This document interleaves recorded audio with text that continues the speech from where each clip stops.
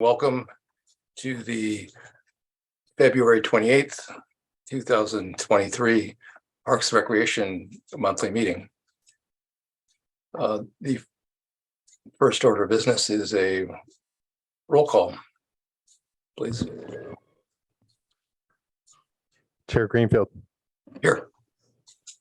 Vice Chair Lemare, Here. Commissioner Cribbs, Here. Commissioner Freeman, Here. Commissioner Kleinhaus, Here.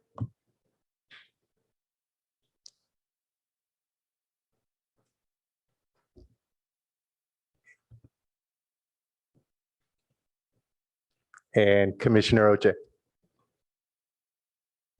Here. Thank you. Thank you. Chair, that's 6 present.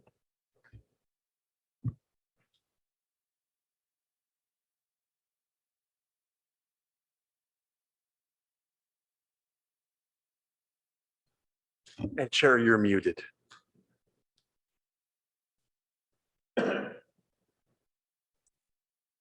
Thank you, sir. Next, please, we will look to adopt a resolution authorizing the use of teleconferencing for the PRC meeting during the COVID-19 state of emergency, as we've been doing for many months now. Can I get a motion to move forward with this resolution? So moved. Thank you. And a second, please. I'll second. Thank you. And can we get a roll call vote, please? Chair Greenfield, Yes. Vice Chair Lemare, Yes. Commissioner Cribbs, Yes. Commissioner Freeman, Yes. Commissioner Kleinhaus, Yes. Commissioner Oche. Yes, please. Chair, that's a 6-0 vote. Thank you. That's great. Next is the opportunity for public comment. If anyone would like to speak to an item that is not on the agenda, please give a speaker card if you are at Chambers today, or raise your hand via Zoom. I can see, and Javad, I'll let you go ahead and run this. I can see we have at least one hand raised. I don't know if you have speaker cards as well.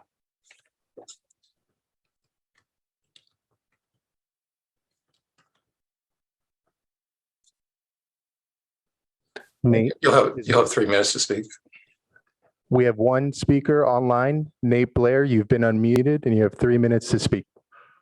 Thank you so much, Chair Greenfield and commissioners. I'm just calling to give a word of thanks to the commission, and particularly to Commissioner Freeman. I called in a couple months ago seeking some assistance in helping the city coordinate with Palo Alto Little League regarding the maintenance of Hoover Field.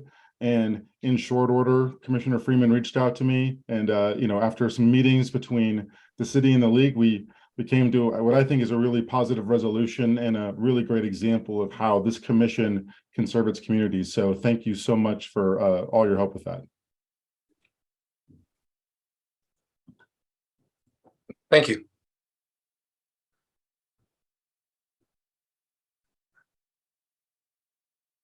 Is that the end of a? There are no more hands raised. Yep, thank you. Now we'll move on to agenda changes, additions, and deletions. Does anyone have anything to suggest?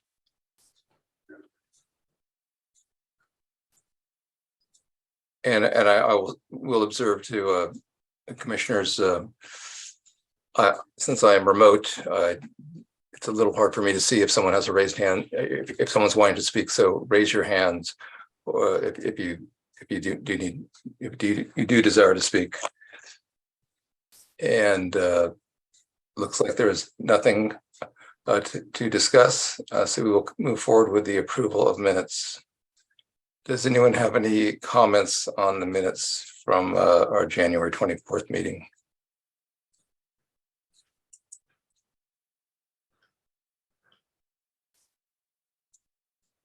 If anyone does have any comments, why don't you go ahead and speak, please?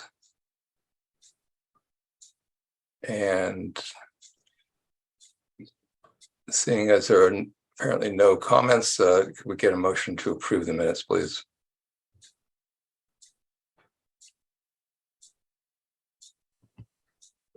I move to approve the minutes. Thank you. Thank you, Vice Chair. Is there a second, please? I'll second. Thank you. And could we have a roll call vote to approve the minutes, please? Chair Greenfield, Yes. Vice Chair Lemare, Yes. Commissioner Cribbs, Yes. Commissioner Freeman, Yes. Commissioner Kleinhaus, Yes. Commissioner Oche, Yes, please. and Commissioner Brown. Yes. Chair, that's a 7-0 vote. Thank you. Next up is the department report. Assistant Director Darren Anderson, please. Yeah, good evening, Commissioners. Darren Anderson with Community Services Department. I'll start with an update on recruitment, as we usually do. We held job interviews today for our vacant park maintenance position. So hopefully we'll be making an offer soon on that, filling it. We have job offers going out for our vacant budget analyst position for community services. And we have job offers out for 2 of the 3 hourly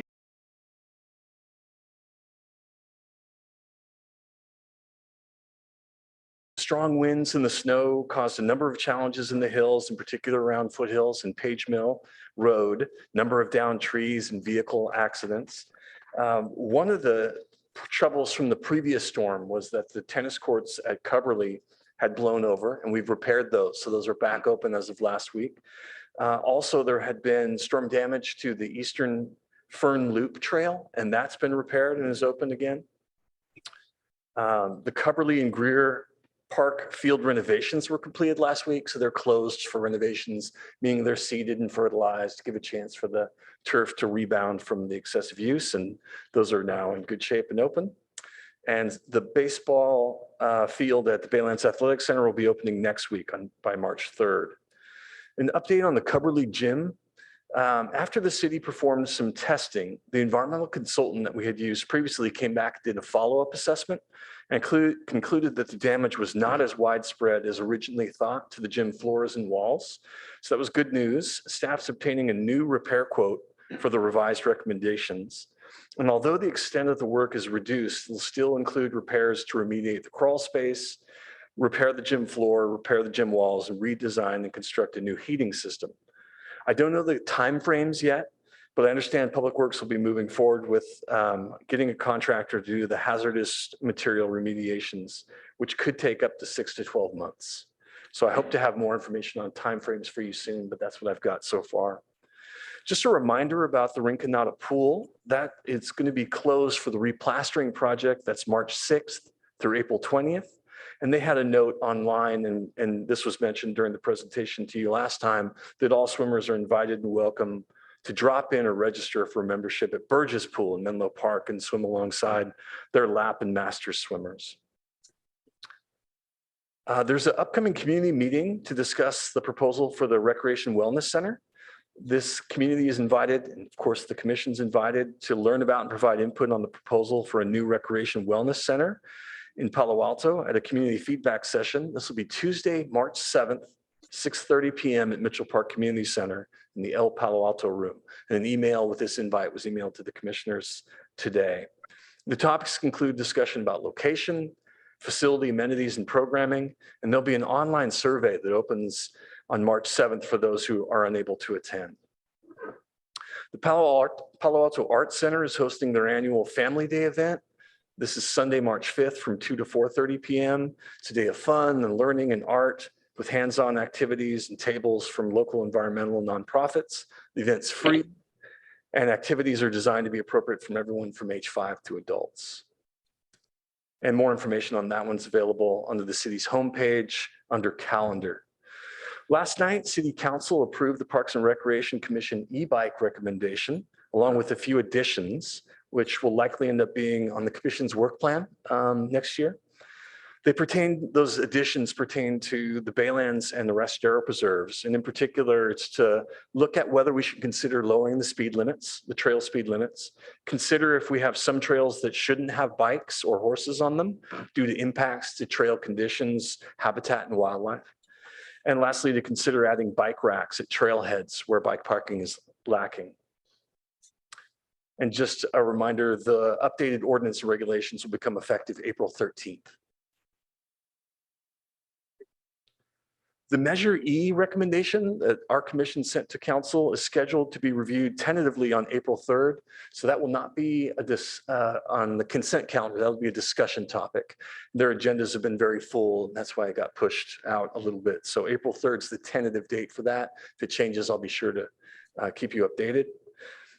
You might recall that the commission had reviewed a park improvement ordinance for the Valley Water Tide Gate project some time ago, and they had plans to begin September 2024. Well, that project got put on hold while they look into the opportunity for the Tide Gate structure replacement work to be incorporated into a future project with the South San Francisco Bay Shoreline Phase 2 project. And they're planning to proceed with the two-phased approach for the Tide Gate. And the plan is phase 1 is aimed to address the concerns about the current conditions of the Tide Gate structure. And phase 1 would be to design and construct a seismic retrofit and rehabilitation to the existing Tide Gate to extend the service of its life a little bit longer. And phase 2 is to work with the Army Corps for this long range replacement project and see how they can do it. And the reason for the change is really, it came down to a significant increase in construction costs, largely associated with excavation and increased cost to fill, the control of water, and biological monitoring permit requirements. So it was really a funding issue that caused them to defer this. And Chair, that concludes the department report. Thank you, Darren. Our first order of business is the sewer line rehabilitation project. Darren? Yeah, thank you, Chair. And it's my pleasure to introduce the Public Works Manager from the Water Quality Control Plant, James Allen.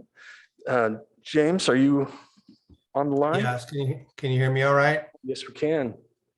I'm joined with Mike Randall, our consultant from Jacobs Engineering. He's the project manager.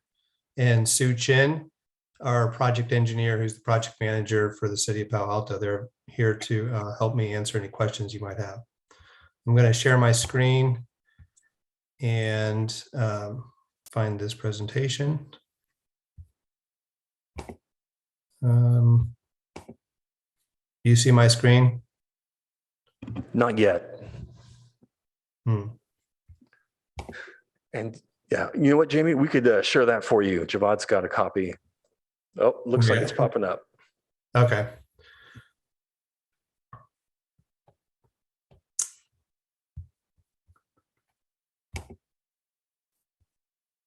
Let me go to presentation mode.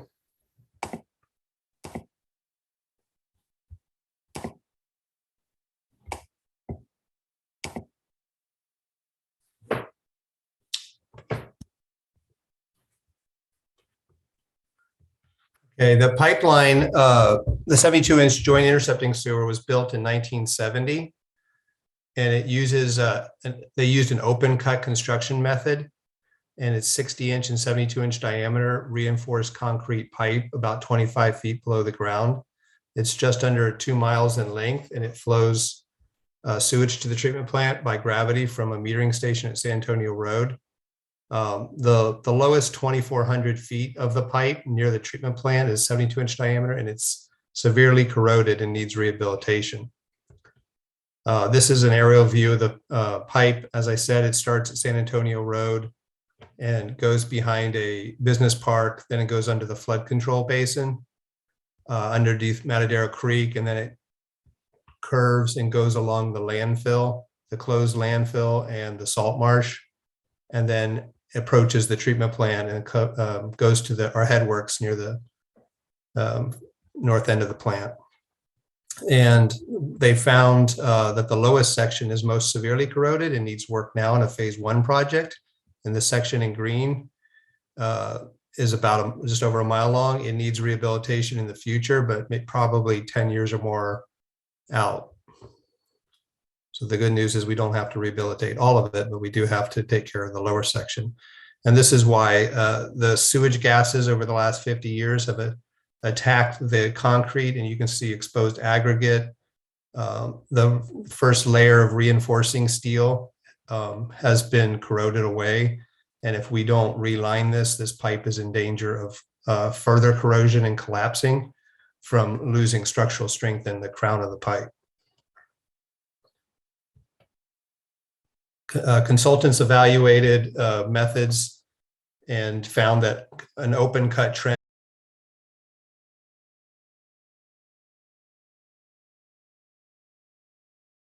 that called cured in place pipe, where a liner is brought inside the pipe and cured with hot water to form a new pipe on the inside liner, inside of the pipe after it's been cleaned out. And so that cured in place pipe method is the method that we're going to be using. This gives you a view of some of the equipment that's used to do that without having to cut open the earth for a long trench. It is a long pipe liner that's impregnated with resin, and it's pulled into the manhole. And then, like I said, they put hot water in there, and it hardens while the main sewage that would be coming through the pipe is bypassed above ground in the pipes. Our utilities department uses the cured in place pipe method. They've done about 4 miles of this pipe lining on pipes from 6-inch to 42-inch out of their 200 some miles of pipe that they maintain. And they've done some on East Bay Shore Road, Embarcadero Road, the Harbor Road out here to avoid having to do open cut trenching. Mountain View did a 36-inch pipe relining last spring, and we went out there and took some pictures. You can see here, they kept their activities in a paid parking lot, and they work closely with their park staff, just as we've been doing with our park staff.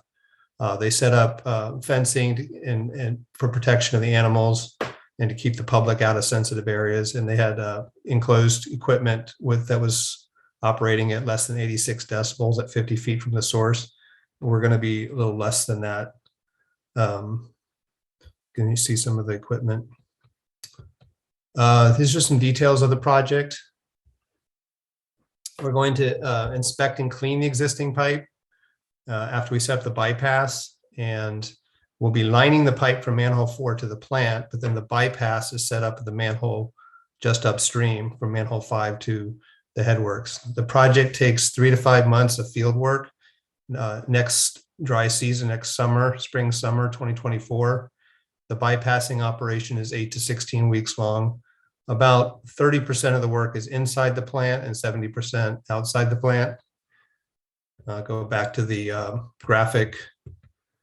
The part here inside the plant, about 30%, and then about 70% down here, manhole 5 is outside the plant. We won't be doing anything with this upstream pipe.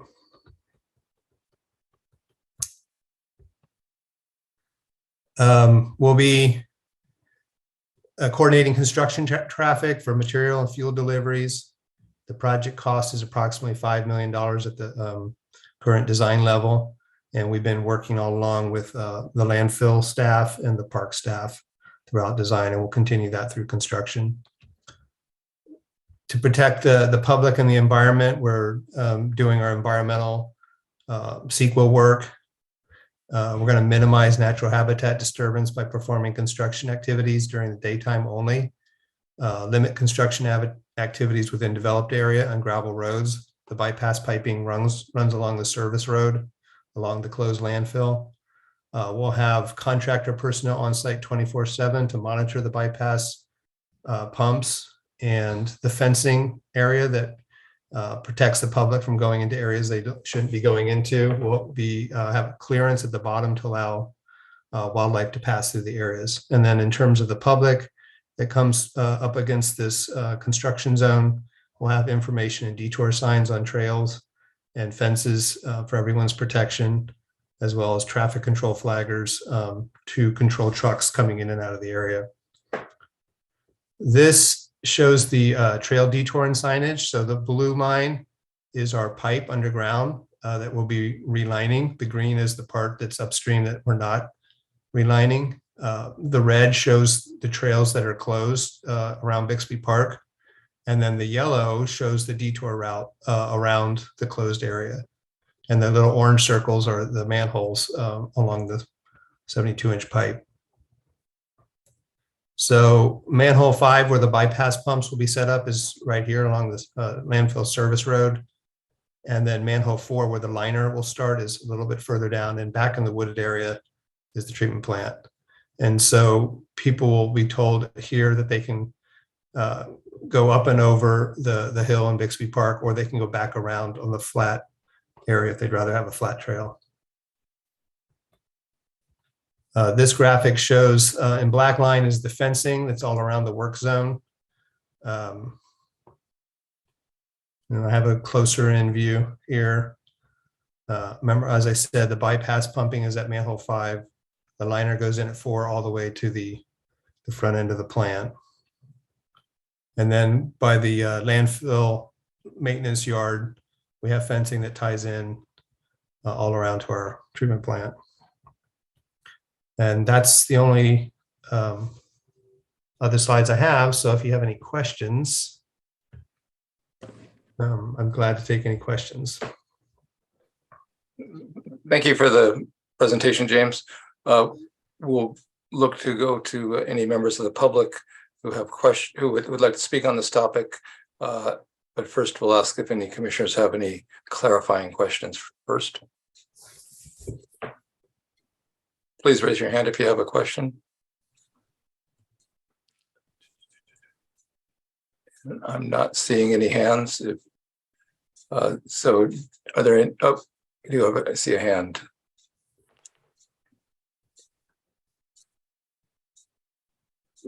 Go ahead. Whose hand is raised? Go ahead and speak. That's me. No, Sorry, it just shows up to me as commissioner. So, so it's binary for me. Okay. Thank you for the presentation. This should be a kind of a clarifying question, I suppose.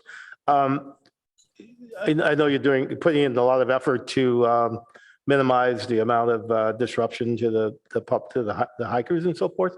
But will it be, I imagine with all the equipment that you're going to have out there, like generators and boilers and heavy equipment, how do you go about, I guess, minimizing the noise, which I guess could affect wildlife, even though you're doing most of your work during the day? And the other, is there any, understand that there could be potentially some odors that during the time that you're doing that work? And if so, how will that impact, I guess, the community, and how long would that actually occur? What was your second question? There'll be some what? Whether or not there's any, I understand that there's, I guess when you start doing your curing, is any smells that are generated as a result of that type of work that you're doing? On the noise issue, we're going to comply with this Palo Alto noise ordinance, but we're also going to require sound enclosures on the bypass pumps so that they're much more quiet than what could be achieved just by strict compliance with the noise ordinance of the city. So we'll be going above and beyond that and lower than what Mountain View is doing. In terms of the smell from the resin being cured, Mike Randall, can you speak to that? Yeah, so when we're doing these over the hole wet outs, right, there are these larger cured in place cures. When the hot water goes into that impregnated sock that Jamie showed on the slide, there are, a chemical reaction to cure that liner, and there can be odors with inside that liner that's put inside the pipe. How that's dealt with is that water's left in place to cure and cool down. Being so close to the plant's headworks, we also need to be mindful that we got to cool that water down so that it doesn't have upsets to the treatment process when that water is released. So there's strict requirements in our project specifications that we're going to put in there to really limit the risk of any of those odors being present and released during that lining process by holding that water in place and letting it cool. Okay, thank you. Thank you. Before we proceed, these questions are perhaps a little bit beyond just simple clarifying questions, but I don't see any members of the public who are looking to speak. Is that correct, Javad? Correct. I see no members of the public in person or online looking to speak. Okay, so then we can just proceed with a normal round of questioning, which kind of feels like what we've started. Who else's hand is up? Go ahead and speak, please. Thanks, Chair. Thanks, James, for the presentation. I was going to ask about potential risk, and then you already asked that, so I would let maybe someone else ask. I was going to ask about the impacts, but it looks like we have that covered already. Thank you. Thank you. And maybe I could ask the vice chair to help me with if he sees hands raised to order of speaking.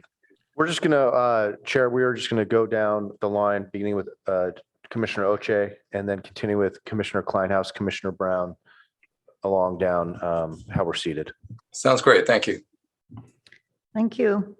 So I have a couple of questions. One is just a clarification. When eventually all the metal will corrode, and then that blue liner just stays there and functions as an independent conveyance? Well, the liner, Mike, you can tell us how thick it is, but what we're doing is protecting the concrete from further corrosion. So we're still depending on the reinforced concrete and the steel that's in the concrete to provide structural support. And, you know, in 100 years, no, it's not going to last that long. So there would need to be some other rehabilitation. But Mike, can you speak to the longevity? Yeah. I guess the analogy, right, that we use is we're kind of laminating the pipe. So similar to putting a sheet of paper in a laminator, right? We're using this CIPP liner to really protect that steel. So it's going to act as a new preventative corrosion measure to basically keep oxygen and hydrogen sulfide gas, which is what's corroding the steel currently, from coming into contact with those gases in the headspace to buy operational years of the pipeline so that it can continue to, you know, maintain its structural strength without having further corrosion. Okay, so the corrosion is coming from inside. There is no corrosion due to the salt water in the groundwater there? Yeah, so the condition assessment that was conducted, right, that sees the inside condition of the pipe. Now it's really hard and expensive to do a condition assessment of the exterior, but looking at the corrosion and from the video assessment that's available inside the pipe, we're trying to provide a solution to rehabilitate that internal surface of the pipe.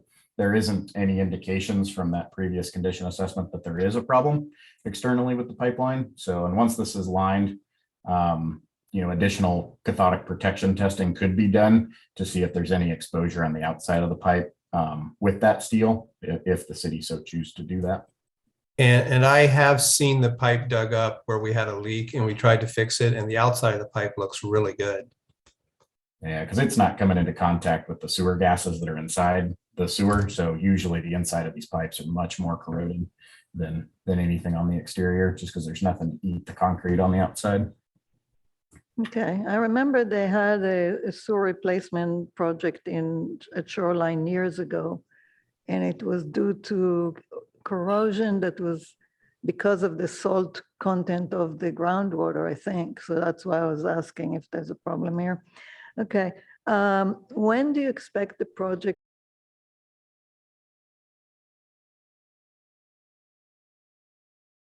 And then these contractors for large diameter pipe, they plan their work for the spring and summer in about February. So we want to have the contract in place later this year and all the agreements with our partner agencies set up. And then the contractors work during dry weather. So it'd be next spring, summertime. Okay, so another project that is moving forward in that same area is the horizontal levee. And I think they're looking at using more or less the same area for parking. And I'm wondering if you're coordinated. One question is, are you coordinating with them? The second one is about closure of that area, given that this project will be first, and then we have another project probably right after that in the same area. And so closure of that area will probably take a lot longer than only this project. And maybe somebody else, it's Public Works that should be answering. I don't know if you guys are coordinating. I don't believe the horizontal levee project is ready to go that quickly, but we will coordinate with them. That's an in-house project in our environmental services division. And we're not removing any parking for this project. No, I know. They are planning some of their parking in the area that you're closing. So, and then they will close it too. So essentially we could be looking at a very long time when that entire area is closed. Okay, we'll coordinate with them. Okay. And the issue with a very long time that it's close to the public is also a very long time of disturbance to the wildlife there and so on. So that's somewhat of concern. Are you planning to have lighting there? Mike, you want to talk about the lighting? Yeah, so the intent right now is to have some project lighting to facilitate the bypass pumping. So there will probably be, just for worker safety, at the diversion points, which is mainly going to be in the park area there at manhole 5, where Jamie had shown that in the presentation. That's where the main bypass is. And then we have some smaller bypass pumps to pick up flows coming from the landfill area. There might be enough aerial lighting at that landfill area. It's, really up to the contractor to designate whether that existing lighting will facilitate that need. But that's our path forward right now, is to just have lighting at those bypass conditions for the work that has to be overseen at night. So I thought you said there wasn't going to be much work at night. So I'm trying to think of whether it's even necessary to have work at night if it requires lighting. Yeah, so once we start bypassing sewer flows around the sewer pipe, those flows have to be bypassed for the duration. So we won't be doing any active construction activity with putting in the liner, but we will have that bypass system running 24/7 because we need to keep sewer flows out of that pipe while we're rehabilitating and cleaning the line. So And the workers, go ahead. I just want to say we have the lighting shield so that focus on specific area. Yeah, can you the lighting. show me where that lighting might be? Can you go back and show us?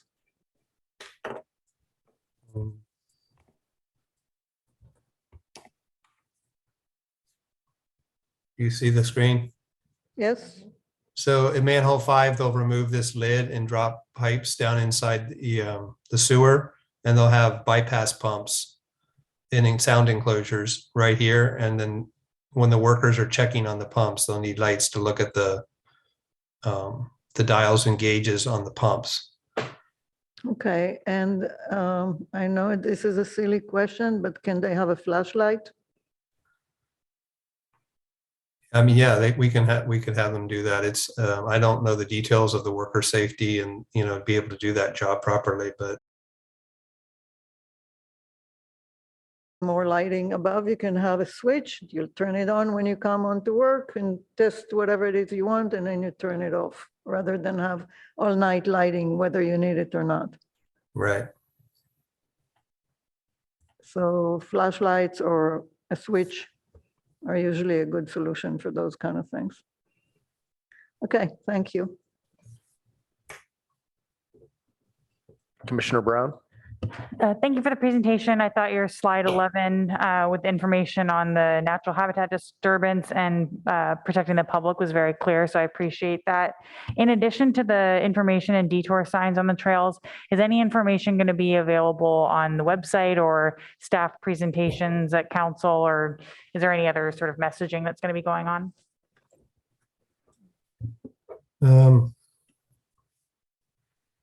We certainly can add that. We hadn't thought it through. You're talking about the Public Works website?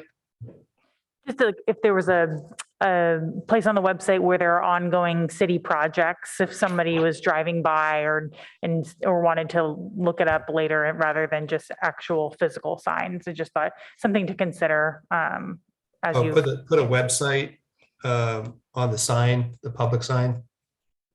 Yes. Okay, yeah, we can do that. Thank you. Commissioner Freeman, did you have more to add? Yeah, I think, well, like you mentioned in your presentation that there was some biological work. Let's see, was it?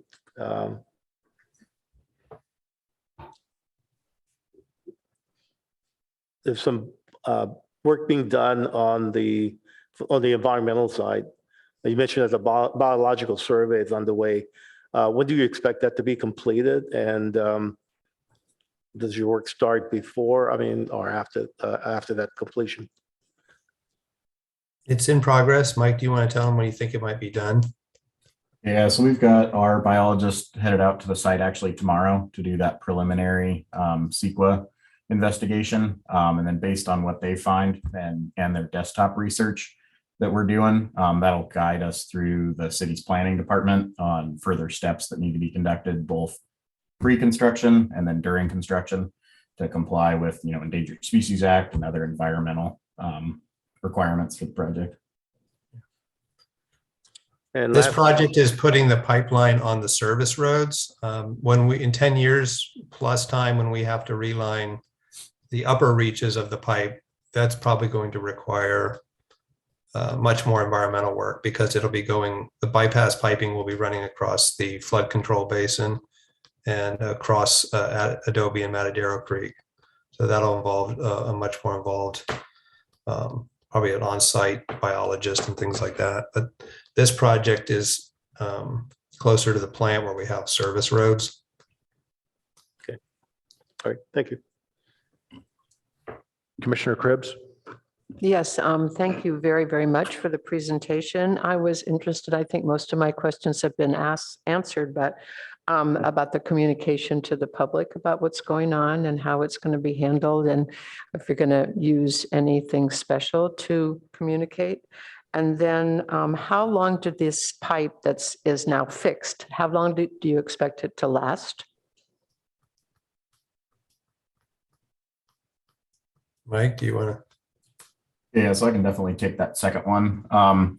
These large diameter rehab liners, they get useful life expectancies are like 25 to 50 years, really dependent on the amount of hydrogen sulfide gas, and then how well of a cleaning job the contractor is able to get during that dry period, right? Which is why we're anticipating construction duration to try and get as much sediment out of that line so that the city can see a really long life to this installation and provide the benefit of going with the trenchless technology.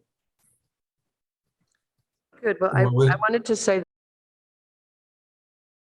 the laminating paper that made a lot of sense to me.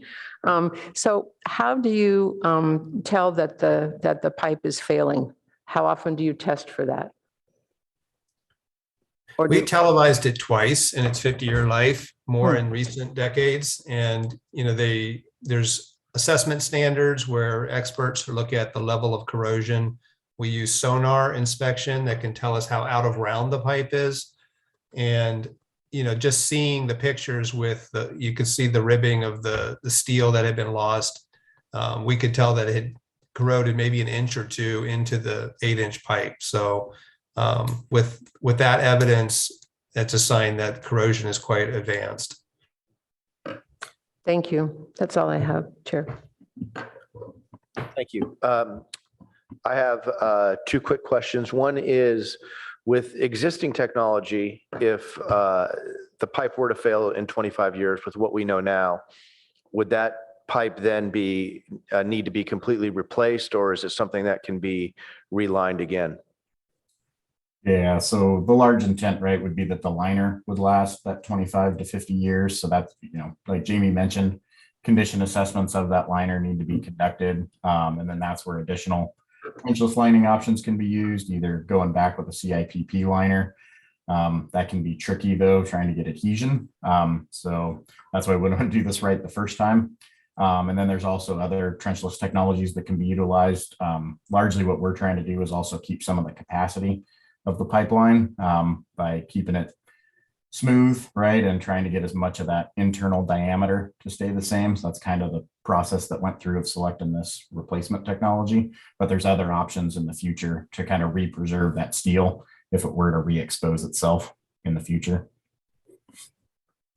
Thank you. And my last comment is in terms of the signage and to make sure that there's signage at the beginning of these trails with perhaps a map and definitely showing the detours to make sure that people who are hiking the trail know beforehand, before they get up to a detour sign, that the trail has changed. But thank you so much, and I'll turn it over to Chair Greenfield.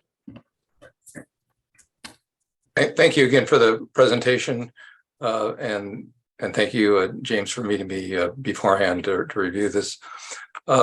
Just to clarify, so once the bypass is in place, there will be someone on site 24/7 to monitor operation, right? Right. Okay, and so Commissioner Kleinhaus had concerns about the lighting associated with that, and I share the concerns and appreciate whatever you can do to minimize that. Having the lighting the area on demand or as needed certainly makes a lot of sense, and if you can get by with a flashlight, that would make sense.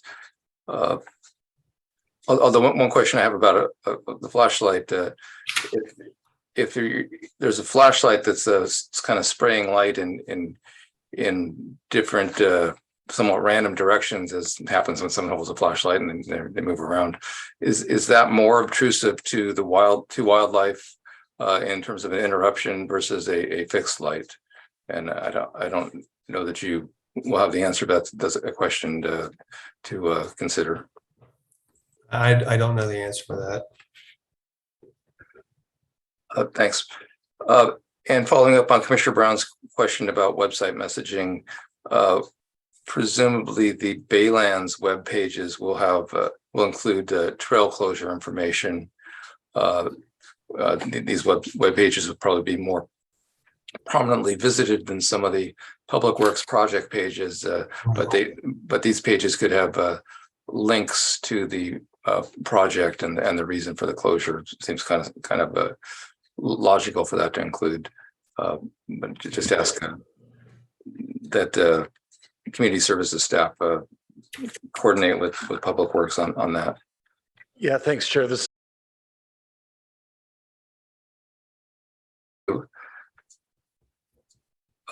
And then originally I had concerns about this potentially overlapping with the tide gate closure. Darren, do we have a new understanding of what the new timeline will be for the tide gate project? And I guess it's all sounding like a lot of construction activity going on in the Baylands between the tide gate phase 1 replacement or the seismic improvements along with the horizontal levee, which we'll hear about in either next month or the following month at the commission as an agendized item, and then this project as well. So all of this is within a similar roofs, but we just need to make sure we have coordination on all this, and particularly on in the planning phases to make sure there's nothing that's overlapping that's going to be a problem. I share that concern. I've been in touch with Valley Water asking for an update on as soon as they know, and I don't believe they have the timelines yet to share. So as soon as they've got it, I'll get that and connect with both these other projects in the Baylands. Thank you. Vice Mayor Stone, thank you for joining us this evening. Do you have any questions or comments you'd like to add at this point? No, I appreciate it, but I don't. Thank you. Just interested in following the discussion. Thank you. James and Michael and Sue, are there any further comments that you have at this point? No, thank you for having us. Okay, so this item is a discussion. It's not an action. And right. Darren, do you have any other thoughts before we move on to the next item? Yeah, thanks, Chair. Just that I think for follow-up on this item, it would be Jamie sharing information to me, and then I'll pass it on in the department report. Okay. Can I ask one other thing? Yes, please. Thank you. So on the other end of this pipe, what's the catchment? Where is this coming from? The sewer? Can you repeat? I'm not The understanding. catchment area, where is the stuff that's going Oh, it's 62.5% flow share from Mountain View. Can't remember the percent for the other agencies, but then it's Los Altos. It's South Palo Alto area along the Charleston sewer, and then Los Altos Hills. So those 4 agencies all contribute to this. Okay, and the alignment looks like it's going under the old Los Altos treatment plant. It's over just San west of that. Antonio. Yeah. This metering station, this pipe intercepted the flows that used to go to the Los Altos treatment plant and Mountain View's treatment plant. And so they retired their capital infrastructure in 1972 when this system came online. And that's when we became the regional water quality control plant. This pipeline made it possible. So that's why it's called the joint intercepting. It's like we're joining with other agencies. Okay, so you're making sure that anything that you may have to do there in the future doesn't, is not becoming more difficult because of construction in that area. They have home key and the water district wants to build something there and so on. Right? So I'm assuming that Yes. you're keeping a right of way. Correct. I'm creating an easement so that when we have to bypass that line with the same type of technology in the future, we can run our pipelines above ground through the home key area and the green waste yard. So it's getting a little more crowded over there, but yes, we are protecting the ability to repair and maintain this pipe. Okay, so the last thing is you mentioned CEQA and the mitigations. I think that because there's so many cumulative impacts should be considered. And I'm not sure whether you need to do a mitigated negative declaration, but I think you do need to look at all these other projects that are happening at the same time and more or less the same place and see whether there's cumulative impacts to wildlife or biological resources or other resources. So not only project specific, but also with the other projects that are happening in that area, which include potentially the Baylands Comprehensive Conservation Plan that has some construction parts to it, and the horizontal levee and the gate, and maybe other things that I'm not aware of. Could be the disruptions will be there for many years, all the time. So, thank you.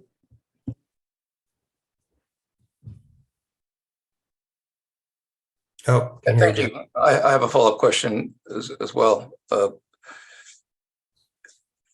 Is there cost sharing with neighboring cities on this? Yes, 62.5% Mountain View. I think it's like 4% Los Altos Hills, and split the difference, I think, between Los Altos and Palo Alto. So it's commensurate with the usage. Correct, and the capacity right. It measures up with the allocated capacity right to flow within the pipe. Great. And how does this project compare with a similar project that was done in the Baylands in Mountain View recently? It's very similar, but ours is a much larger diameter. When you go from 3 feet diameter to 6 feet, it's a much smaller pool of contractors. So these contractors are all out of town. Mike, do you want to comment on the complexity of 6 foot versus 3 foot? Yeah, so that 3 foot, I don't know if it looks like their setup from the photos wasn't necessarily an over the whole wet out. So where this one largely changes is that they have to do that wet out process on site just because it's too heavy. to ship that larger lining material on a truck with it already filled with the resin. So they'll do that in a wet out truck there on site as opposed to having it shipped out. So there's a slightly larger lay down area footprint just for that extra wet out tent and rollers. That's wetted out in a bag in a tent behind the truck. But other than that, it's a very similar process from the outside. I mean, there's nuances within it that the contractors have to have skilled labor and experience to do, which alludes to Jamie saying, there's a lot smaller group of specialty contractors that work in this arena. But that's the large difference, is just the wet out procedure and the staging area. Yeah. That's required. Like if they do it wrong, there's bubbles in the liner, and so we don't want someone doing that. Yeah, just higher risk. If okay, I have one follow-up question. Oh, okay, sorry. Sorry. Yeah, go ahead. So if this comes from North Bay Shore, 62.5%, is there capacity for the growth that is planned for North Bay Shore? They're looking at 10,000 housing units and some million, if I don't remember how many million of square feet of office in addition to what there is already there? Yes, this has capacity. It's This pipeline capacity is more for the wet weather flow than it is for the dry weather flow. What does that mean in terms of? So the flows increase during storm events, and the infiltration goes up during the wet season. And so the contribution from businesses and residents is like a fraction of what we see during storms. And so the pipeline was designed to carry not just the domestic sewage, but also infiltration and inflow and rainfall infiltration. And so that's what it's designed for. And so it can carry the anticipated growth as well as the wet weather infiltration.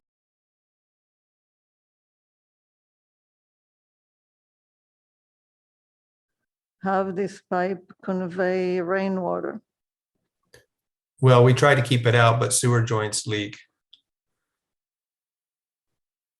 Yeah, that's that's true of every system in every agency. And as we reline sewers, they get tighter and tighter, but the sewer laterals on your home property may be leaking into the sewer, so it comes from multiple sources. I hope the leak is only into the pipe and not out of the pipe. But what you're saying is essentially that there is enough capacity for the growth that is planned in North Bay Shore. Yeah. Thank you. That's what I wanted to know. Just to follow up on the Mountain View the work, were there any environmental issues of note that occurred during that project? And are there any lessons learned and anything that we're doing differently as a result of that? They spoke to us about that. They didn't have public meetings, that they coordinated closely with their parks department as we're doing. And they just put in protections for the public from, harm. And they did the work at the golf course. There was some areas on grassy areas of their golf course that were coordinated closely, but they didn't have any environmental issues. They worked with their in-house biologist on that. Thank you. Other commissioners have follow-up? Vice Chair?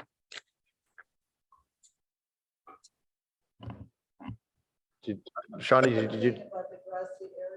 Commissioner Kleinhaus, your microphone is off. Yeah, they have borrowing owls on that in those grassy areas, and so they have to take care of any. We don't have borrowing owls nesting anymore at all, and we occasionally have them wintering. But that's why they had to have the biologist on, like, closely monitoring. Right. Oops.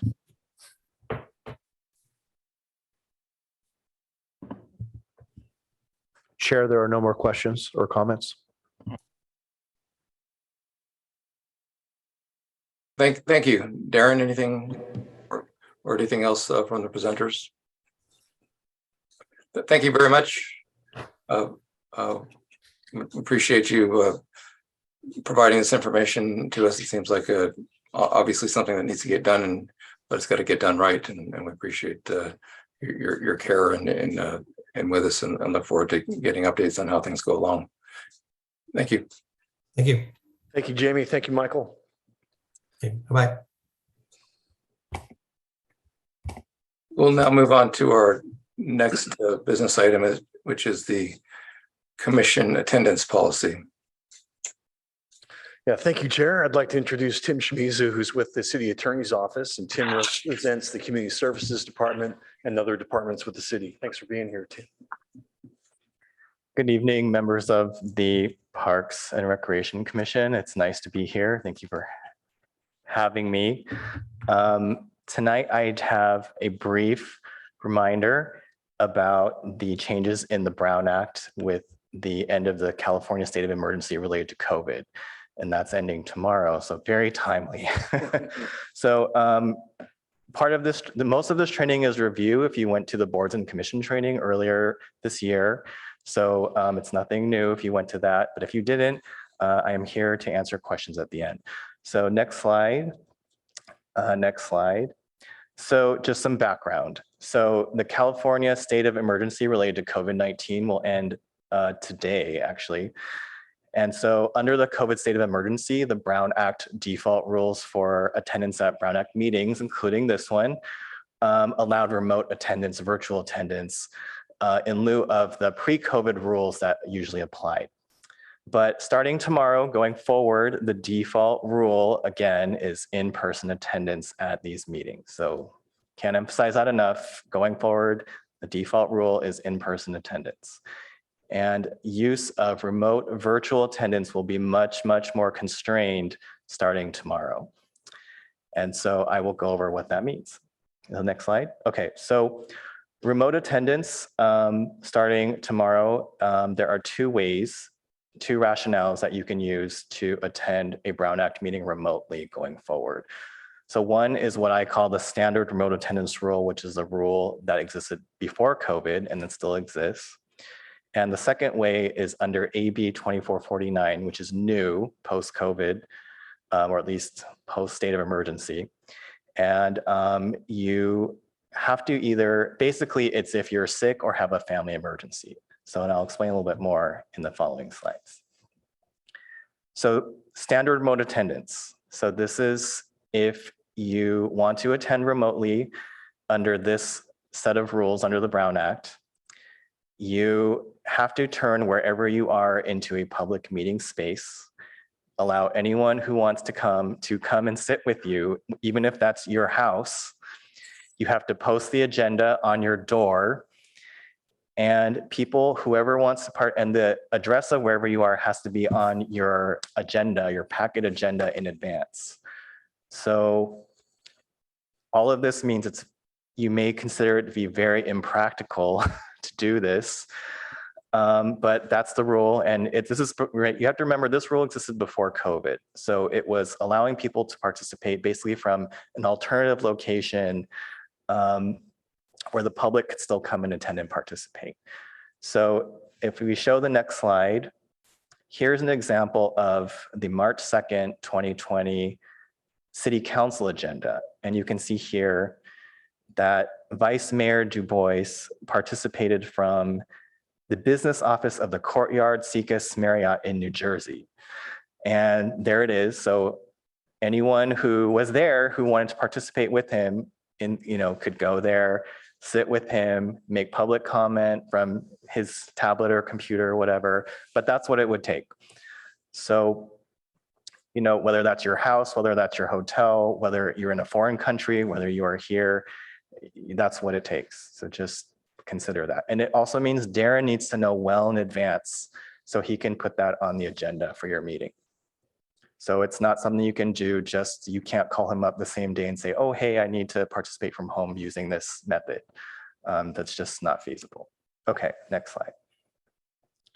What is more feasible is AB 2449. And this is new, responding to the post-state of emergency world we are now living in. And so under AB 2449, you can participate remotely under certain circumstances with certain limits. And you don't have to post stuff on your door. You don't have to let people come in the house with you. You just participate virtually, akin to kind of how people are doing it now during the state of emergency. So there are two bases you can use to avail yourself of this. One is called just cause, and it means that you are sick with a contagious illness, you have a caregiving need of a family member, you have an unaccommodated disability-related need, or you are traveling on official city business. So not business related to your personal job, unless you maybe work for a city. But if you're traveling on official city business, you can also use this. Let's go to the next slide.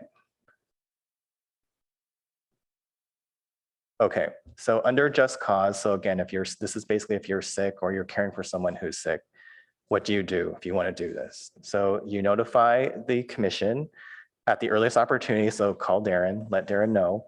You say, I need to participate remotely. You don't have to give him your diagnosis. You don't have to say, I have, crazy food poisoning or norovirus and I have XYZ problems. You don't have to give him all that. Just have to tell him I have a contagious illness and I need to participate remotely. And you just have to notify the commission at the very beginning of the meeting that you're doing this. And as long as Darren can confirm that all the other requirements are met, that's fine. You just go ahead and participate remotely. Okay, next slide. The second basis under AB 2449 is what's called emergency circumstances. And this is if you have an emergency related, a health emergency, or someone that you care for has a medical emergency and it comes up so suddenly that it prevents you from attending in person. And so what do you do in emergency circumstance? So the procedure is a little bit different. You actually have to request that the body allow you to participate remotely.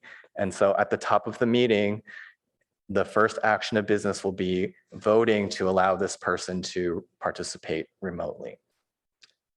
And so again, you don't have to give your full medical diagnosis. You just have to give a brief, very brief one-sentence explanation about why you fit into this emergency circumstances box. And so assuming that the commission agrees and votes yes, that you can do this, then you can proceed and participate remotely. Again, without any of the other requirements such as posting an agenda on your door, letting people in your house, things like that. Okay, next slide. So here's a chart, and this is online. We can also send it to you just as a list what the conditions are you need for each one, just cause and emergency circumstances, what you need to do, the process, and the result is that, of course, at both the end of the day, you can participate remotely. So next slide. So there are some additional requirements that are outside of the person making the request's control. So that's why contacting Darren is so important, that you contact him as early as possible, that when you know that you need to avail yourself of this. So one of the requirements is that at least a quorum of the rest of your commission members have to attend from a singular in-person location still, so here, right? So if too many people want to do this on the same day, your meeting may get canceled ultimately, because even if you can all qualify otherwise. And assuming you can go forward, you also have to disclose if someone over 18 is in the room with you and their general relationship with you. So at the top of the meeting, you say, I'm here and in the room with me is my spouse or my adult child. And that's really all I have to say. And you have to participate through audio and visual communication. So generally over the phone usually isn't good enough. So using Zoom or Teams. And staff can help facilitate that with you. Okay, next slide. And then there are additional requirements about how the city has to make sure that this meeting is available to the public. And the city basically already does that, so not typically something you have to worry about. The most important thing being that, of course, if broadcasting online is interrupted, the meeting has to be paused until that access is restored. Okay, so next slide. And then one more requirement is that you can, for this commission at least, because based on the amount of meetings you have a year, you can only use AB 2449 twice in a calendar year. So it's important to remember that. Darren has to keep track of that, and you should keep track of that just so you remember. But again, it's something that you will need to consider when you're thinking about whether you want to use this or not. So twice in a calendar year. And so provided on this slide is a sample script of what you would say if you were going to use the emergency basis, circumstances basis under AB 2049. It's very straightforward. The overall point is that it's very brief. And again, you don't have to give your doctor's full diagnosis, and that you announce who's in the room with you. Okay, next slide. So again, you need to talk to Darren as soon as you know, and so that Darren can also make sure all the other requirements are satisfied and that not too many people are using this to the point that you can still have a quorum in person.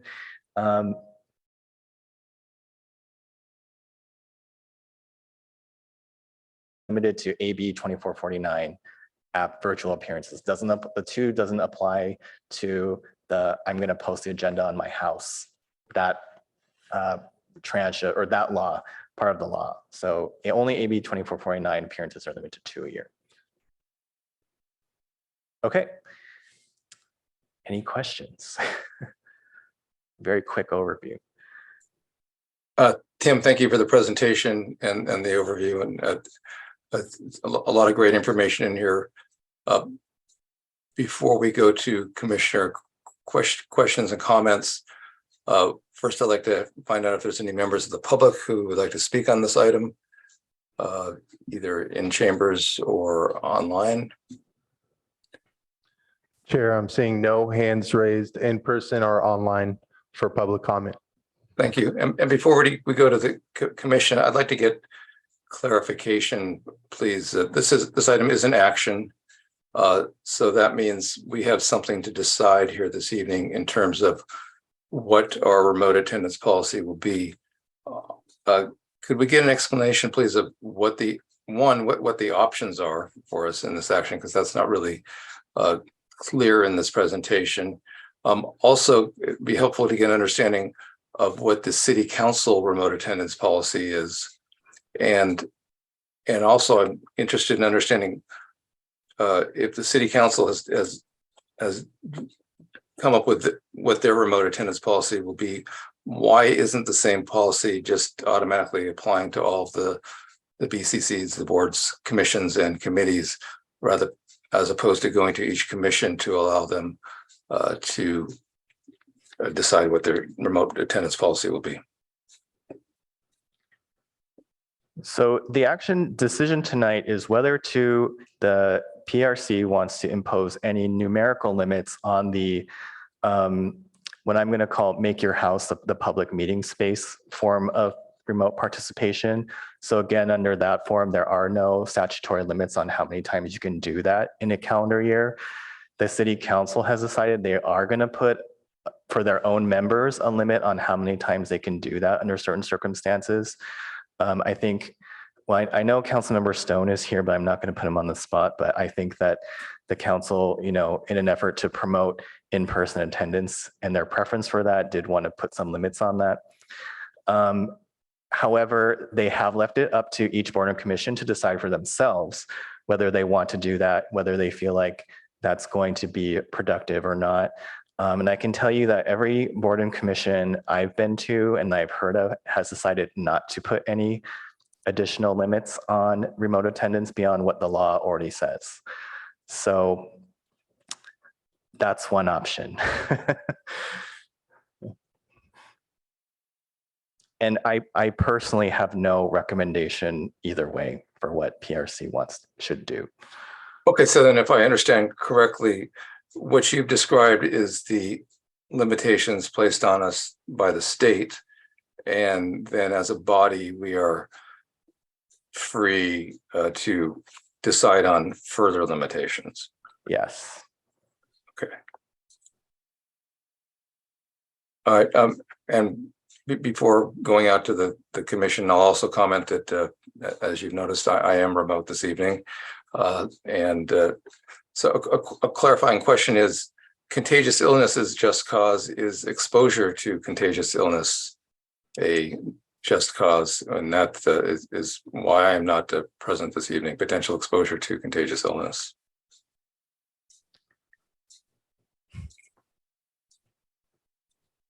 I would think so. I think your commission members would appreciate that actually, right? I don't think they would second guess that. But is that permissible under AB 2449 is my question. I don't question that it's appreciated it would be appreciated by fellow BCC members. I certainly would appreciate the same. Well, let's just say this, because this is new, this is very new law, and this is new for the entire state, everyone working with it. So I can't tell you with 100% certainty what the answer is or what the California legislature, when they were drafting this, what their intention was. But, Darren can work with you and work with me and to identify whether any given specific situation and fact pattern fits into this. Definitely with an eye toward faithful and compliance with the spirit and letter of the law, but also, acknowledging that this is intended to facilitate the business continuing even when people are sick or might be sick. So. Thank you. I appreciate that. That this is certainly consistent with the spirit of the law and the spirit of the intent. With that, I'll open it up to commissioners for comments and questions. Vice Chair, if you could orchestrate that, please. Yes, let's start with Commissioner Cribbs. I don't have any questions or any comments. Commissioner Freeman. Thanks for the presentation. I have no questions. Commissioner Brown. Just a clarifying question. So for AB 2449, my understanding is that you need to participate with video and audio, be unmuted and have your camera on at all times. That was my understanding of the law. I don't know if you have to be unmuted, Okay. because just for practical sake, but you do have to have the capacity to, participate by video and audio in general. Okay. Yeah. All right. And I think I saw a presentation in another city where they mentioned that the law was trying to be strict and that they were saying that you need to have your camera on and your mic unmuted. I'll get back to you if it's Okay. that strict, Okay. but I can't remember off the top of my head. And then for the standard remote attendance, that could be by phone, as council members have participated by phone only. Have any other commissions imposed additional restrictions saying you have to participate by video and, okay. No. All right, thank you. Commissioner Kleinhaus. I'm sorry, Commissioner Brown, could you repeat the last comment you made? Last comment was that if any other commissions had required that the standard remote attendance with the agenda posting on your door in public meeting, if they required video participation, because that allows just audio phone participation. Sure. And when that law was made, video participation probably wasn't an option. Yeah, and so just one interesting little tidbit about that is that it also, the standard remote participation assumes you're in a fixed place because you have to post your address, right? So it means you can't participate, say, from the car or somewhere where you're moving, or somewhere where the public can't go to, like an airport terminal, or a lounge in the airport. So again, just things to kind of consider when you're thinking about using these different options. Commissioner Kleinhaus. Thank you. No questions. Commissioner Oche. Thank you for the presentation. I don't have any comments or questions at this time. Okay. My only question is, are we going to continue to allow speakers to call in remotely, or will people need to both present in attendance? And if we have any public comment, will they need to be in attendance as well? So that's a good question. So the Brown Act under AB 2049, if you are using that, you do have to allow the public to participate remotely also. So like giving public comment, things like that, you know, and so those are things the city already does. And I don't think there's any plan to change that. Yeah, so But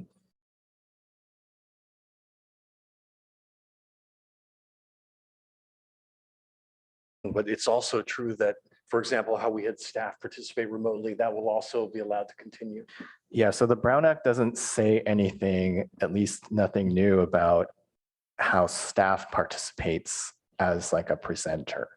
So you may continue to see those kind of presentations being made remotely. And of course, that's something that, you know, if the commission has a preference for specific items, it can always voice that through Darren, you know, in your agenda setting meetings.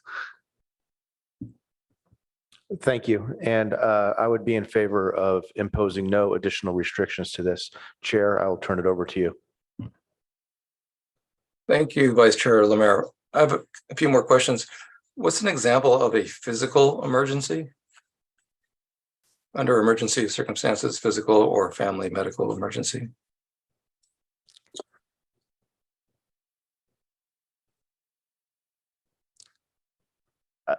So, you know, again, because this is new, I can't give you some kind of authoritative interpretation, but, you know, using our common sense hats of what that is probably means is, you know, I fell today and I broke my leg and I'm fine now, but I'm in a wheelchair and it's really painful to move outside of my house.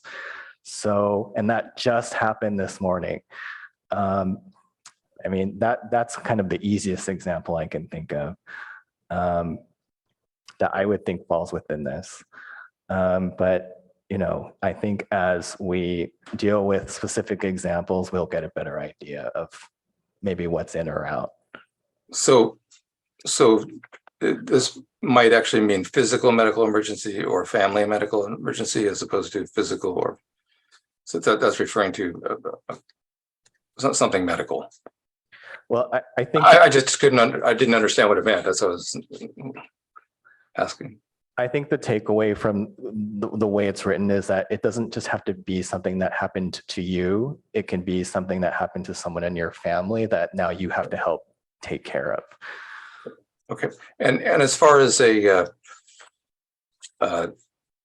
more of a local emergency, like a disaster type of emergency, obviously that's going to maybe that doesn't apply, but in the case of a disaster and there's access issues, and assuming that over half of the commission were able to show up for an on-site forum, would that apply? That's a great question, you know, because so AB 2449 really doesn't. So let me take a step back. There's another part of the Brown Act that has been amended during the pandemic that talks about what happens when you can kickstart basically the pandemic style virtual attendance model like you've been doing up till now. And so there are provisions that are still now in the Brown Act about, you know, if there is a state of emergency combined with one other factor, so whether it's public health issues, pandemics, or some other categories, it says you can go back into this kind of virtual meeting. But AB 2449, as you can see, is not itself designed to deal with, say, like you know, there's an earthquake and we have our PRC meeting tomorrow. What do we do? Can we use this? So this really isn't designed for that. Great. I do appreciate the example emergency script slide. That was excellent. And so you're not clear what the you don't know exactly what the city council limitation is that they placed. I just know that they do have one for their, in terms of availing themselves, especially of the standard remote attendance. But yeah, I'm not aware of any other commission that has adopted. Answer any insight on that? Yeah, my recollection, I think we capped it at 3 meetings, and then I'm trying to remember if we included that as full council meetings and council ad hoc committee meetings. Can't recall the details, but it's a fairly small number. I think the council is probably as frustrated as commissioners as well about the state law change and kind of scratching our heads about why we're not embracing the new technology, but it is what it is. And I can't speak for the rest of the council on the reasoning why we didn't just make this uniform for all commissioners, but seemed to me best to leave it to the discretion of each individual commission and you all knowing what's best for your own purposes. Okay, and that, so the 3 total meetings, that applies to the standard exception, not to the the new AB 2449 exceptions. Is that right? Yeah, I believe so. So as far as the new exceptions, that would fall under the 20% limitation. That's my memory. Right. Okay. And it's just to follow up, I think I've heard this. As far as remote meetings for the public, remote access for the public, what AB 2449 is covering is if any commission member or BCC member is remote, then the remote option has to be available to the public. But our local or the Palo Alto at this point in time is going to be continuing with the remote option for the public and for staff and presumably for city council liaisons as well. Yes, that's correct. Okay, thank you. Do any commissioners have any further questions or comments?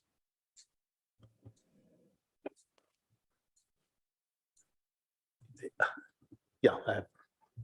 Go ahead.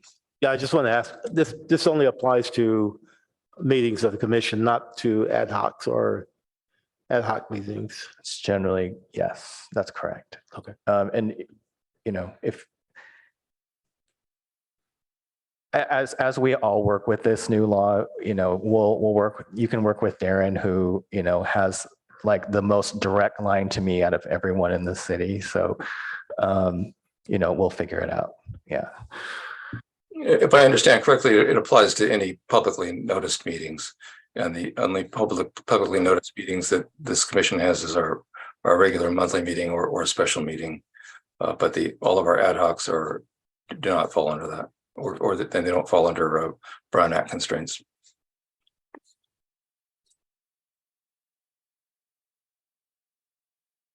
I've heard some commissioners indicate that they would be their leaning is towards doing what the other commissions have done and not place any further constraints on. Do any commissioners have a different opinion that they would like to discuss?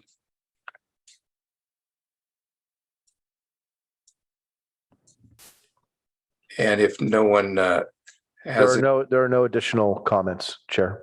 then would anybody like to entertain a motion? Sure, I'll move that we approve the motion to not impose any additional restrictions on the remote attendance policy. I second that. Thank you. And would you like to speak to your motion? No.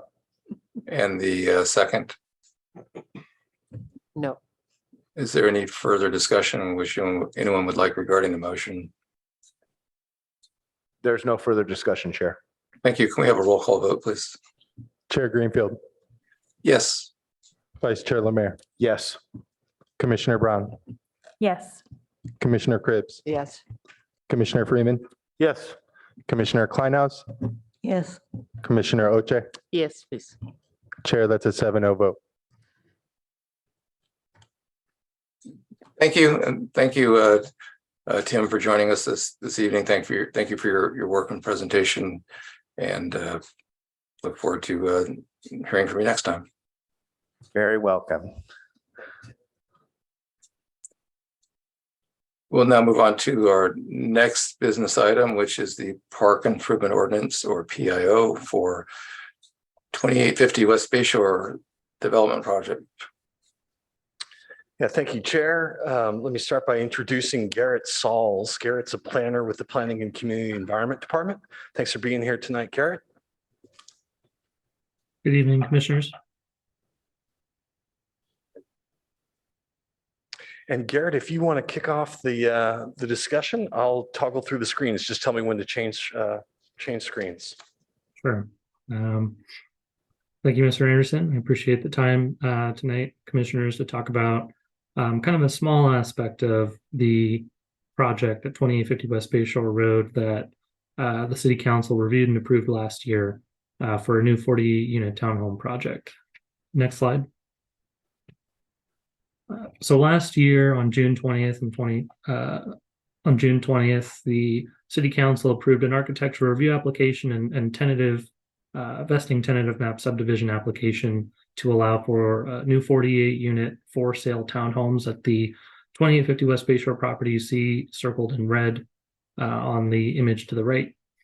In particular, the question and the items that we're talking about tonight relate to the existing sewer easement that runs between this property, 2850 West Bay Shore Road, 2800 West Bay Shore Road, and Greer Park.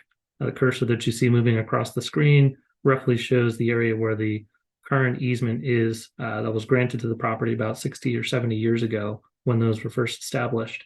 And the applicant at 2850 West Bay Shore Road is looking to replace the existing sewer line that's there, as well as realign the easement to be further outside of the Field 3 zone of play. Next slide. And Garrett, just really quickly, I wanted to highlight for the commissioners Field 3. We're going to be referencing this later in the presentation, so it's dead center here in your screen. This image here shows the existing sewer line layout. As you can tell, it services 2850 West Bay Shore Road, which is highlighted in pink, and the adjacent property, 2800 West Bay Shore Road. As I mentioned before, it cuts through Greer Park near where Field 3 is. Right now, actually, kind of goes almost through the middle of Field 3. And the tail pink that you can see kind of at the bottom shows or represents the existing easement alignment. Next slide. Now, in initial discussions with the applicant, their first thought was to retain the existing easement line and do maintenance and work within that area in order to replace this sewer line. And as you can see on the screen, primary issues that came up were that it was going to be impacting the area of the soccer field and baseball fields for Field 3 in terms of preventing individuals or community programs from being able to utilize the field during the construction activities.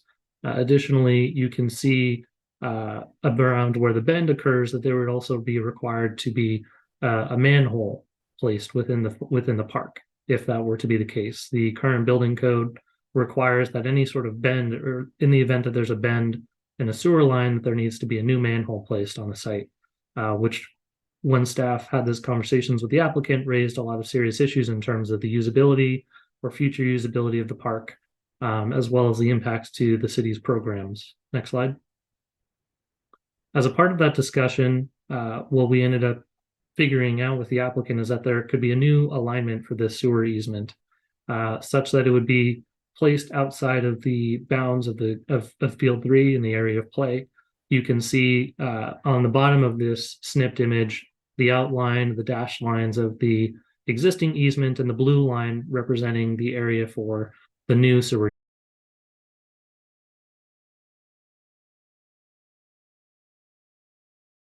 Down to an existing sewer easement line, so there wouldn't be any additional need for a manhole placed within the park other than what exists out there today. Next slide. In addition to this new alignment, there is the area of work for where this is going to occur will also be much more limited, such that it doesn't impact the areas of play for the soccer field at field 3. You can see this grayed outline where the cursor is moving along right now represents the area of work just temporarily for where this new sewer line is going to be placed. As a result of this project, there won't be any proposed tree removals on the parkland. And you can see in kind of a light peach pink color near where it says sheet 3, that's also where the access from 2850 West Bayshore Road is going to be provided. It's kind of a peach color just a little bit north and to the right of where the cursor is right now. That will be the access way from 2850 West Bayshore Road onto this property for the work to occur. Next slide. So in terms of the construction methods and the time frame for what this kind of this work will be, it's anticipated that it could be a 2 to 3 week process for start and completion for construction. During this time frame, parts of the dog park will be unavailable for about 2 to 3 days. And then following the completion of the work, there'll be about 6 to 8 weeks for soil decompaction, seeding, and reestablishing the turf on the field to bring it back to kind of the existing conditions that are out there. The proposed construction method is to install the sewer line in sections. The plan is to dig and trench and backfill each day sections of the new sewer line that they're going to be placing so that it would not require extensive fencing around the area with the exception of when work is occurring. So there would be flaggers, cones, and caution tape used during that construction, but there won't need to be chain link fencing or others left on site once that trench has been backfilled at the end of the day. And then equipment will be stored on 2850 West Bayshore Road, so there won't be any need to store equipment on the parkland. Next slide. Thank you, Garrett. And there are soccer and Little League activities permitted for use on Field 3 currently, and that extends through May 22nd, 2023. The soccer activities for weekend use of the field and construction activity, thanks to this new alignment, will not interfere with the soccer group use of Field 3. The Little League baseball activities on weekdays in the afternoons. And again, because of this new alignment, it's further away and will not impact their use. Adam Howard met with both groups, both the Little League and Palo Alto Soccer, to inform of the project, approximate timeframes, and collect their feedback. And they were grateful for the outreach and felt comfortable that we've taken measures to avoid impacts, and they're comfortable with moving forward. This slide shows the access route for the equipment materials. So they would temporarily take down this fence and the park course sign to create approximately a 10 to 15 foot gap so they could access through there. Here's a close-up view of the shrubs that they would come through. It appears to be a mix of privet. I saw some invasive weeds like mallow and some Italian buckthorn. And Summer Hill will replace these shrubs that they end up pruning and or removing with native species from a list that the city provides them. And park staff will be in consultation with grassroots ecology for something that's really appropriate for the site and hopefully can survive and thrive without regular irrigation, because that's not an irrigated area. Those are all volunteer species that have grown in that particular spot. And regarding the applicant's responsibility at the end of the project, what do they come back and do and make sure that there are no issues? The dog park is one. We mentioned they'll have to come through that. Should they affect or damage the surfacing of the dog park, they'll be required to put that back in like or better condition to where they found it. Same with the fencing. This will be the same situation with the park pathways. So staff will be taking before and after photos, as will Summer Hill, I'm sure, and ensuring that wherever they cross and touch the paths that they aren't damaged or affected in any way. The turf areas, thankfully, this alignment puts it at the edge or outside the edge of the field of the play. So they will most certainly be affecting that outside edge, and there's a buffer of turf that'll be impacted. That will go through our typical prescribed renovation process. So it'll be decompacted, seeded, fertilized, fenced off, watered and irrigated so that it grows back to a healthy stand, but it won't affect the use of the field 3. So that will be on the buffer area. And then replanting those shrubs I mentioned at their entry point. And Garrett? So at the moment, the envisioned timeline for approval of this park improvement ordinance is to, with the recommendation ideally from commission tonight, have the park improvement ordinance to city council on the consent calendar for March 6th. Ideally to have a second reading on the 20th, and then 30 days after that, have that park improvement ordinance become effective so that construction can begin on the site as well as off the site for the applicant so they can begin constructing the housing project. Next slide. Staff's, in addition to staff's recommendation, we wanted to highlight some of the benefits of this new easement alignment, which is, as we noted before, it adjusts the easement outside of the sports field where before it would have needed to be directly in the middle of it. It eliminates the need for a manhole in that instance as well. And it's also good to note that there isn't any proposed tree removals with a new easement alignment as well.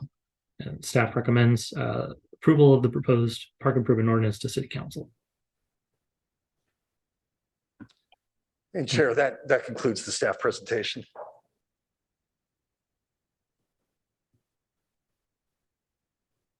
Thank you, Garrett, and thank you, Darren. Are there any members of the public who would like to speak on this item? Yes, Darren, we do, or yes, Chair Greenfield, we do have one member of the public ready for speaking in person. Okay, thank you. Do any commissioners have any clarifying question before we go to the public? Just a straightforward question. Let's go ahead and go to John Hickey. You have 3 minutes. Thank you very much. Yes, I'm John Hickey. Good evening, commissioners. It's a pleasure to be here tonight. I'm VP of Development for Summerhill Homes. We also have Kevin Ibrahimi, who's our Senior VP of Development here this evening as well. Garrett and Jared did a great job with their presentation. So the nice thing for you is that I won't have to say as much. I'll try and keep it really brief. The key here is that we were really trying to help the city achieve their goal. That's the reason we wanted to move forward with this option. We have the existing easement, but we think that this is a better approach for the city. And so obviously going at the edge of the field rather than across the field is better, not just in short-term impacts, but in long-term impacts as well. I guess the other thing I wanted to mention, it sounded like we have the support. It was great to hear support of Little League and of the soccer folks as well. I appreciate staff reaching out to them beforehand to get their input. And I don't want to speak for staff, but our understanding is that staff, planning staff, public works staff, park staff all support this approach as well. So again, we ask for your recommendation this evening. We're happy to answer any questions that you have. And thank you very much. Thank you for joining us this evening. Go ahead and go around to the commissioners for questions and comments. Yes, let's start in the middle with Commissioner Brown if she is ready and has some comments or questions, and we'll move to the left.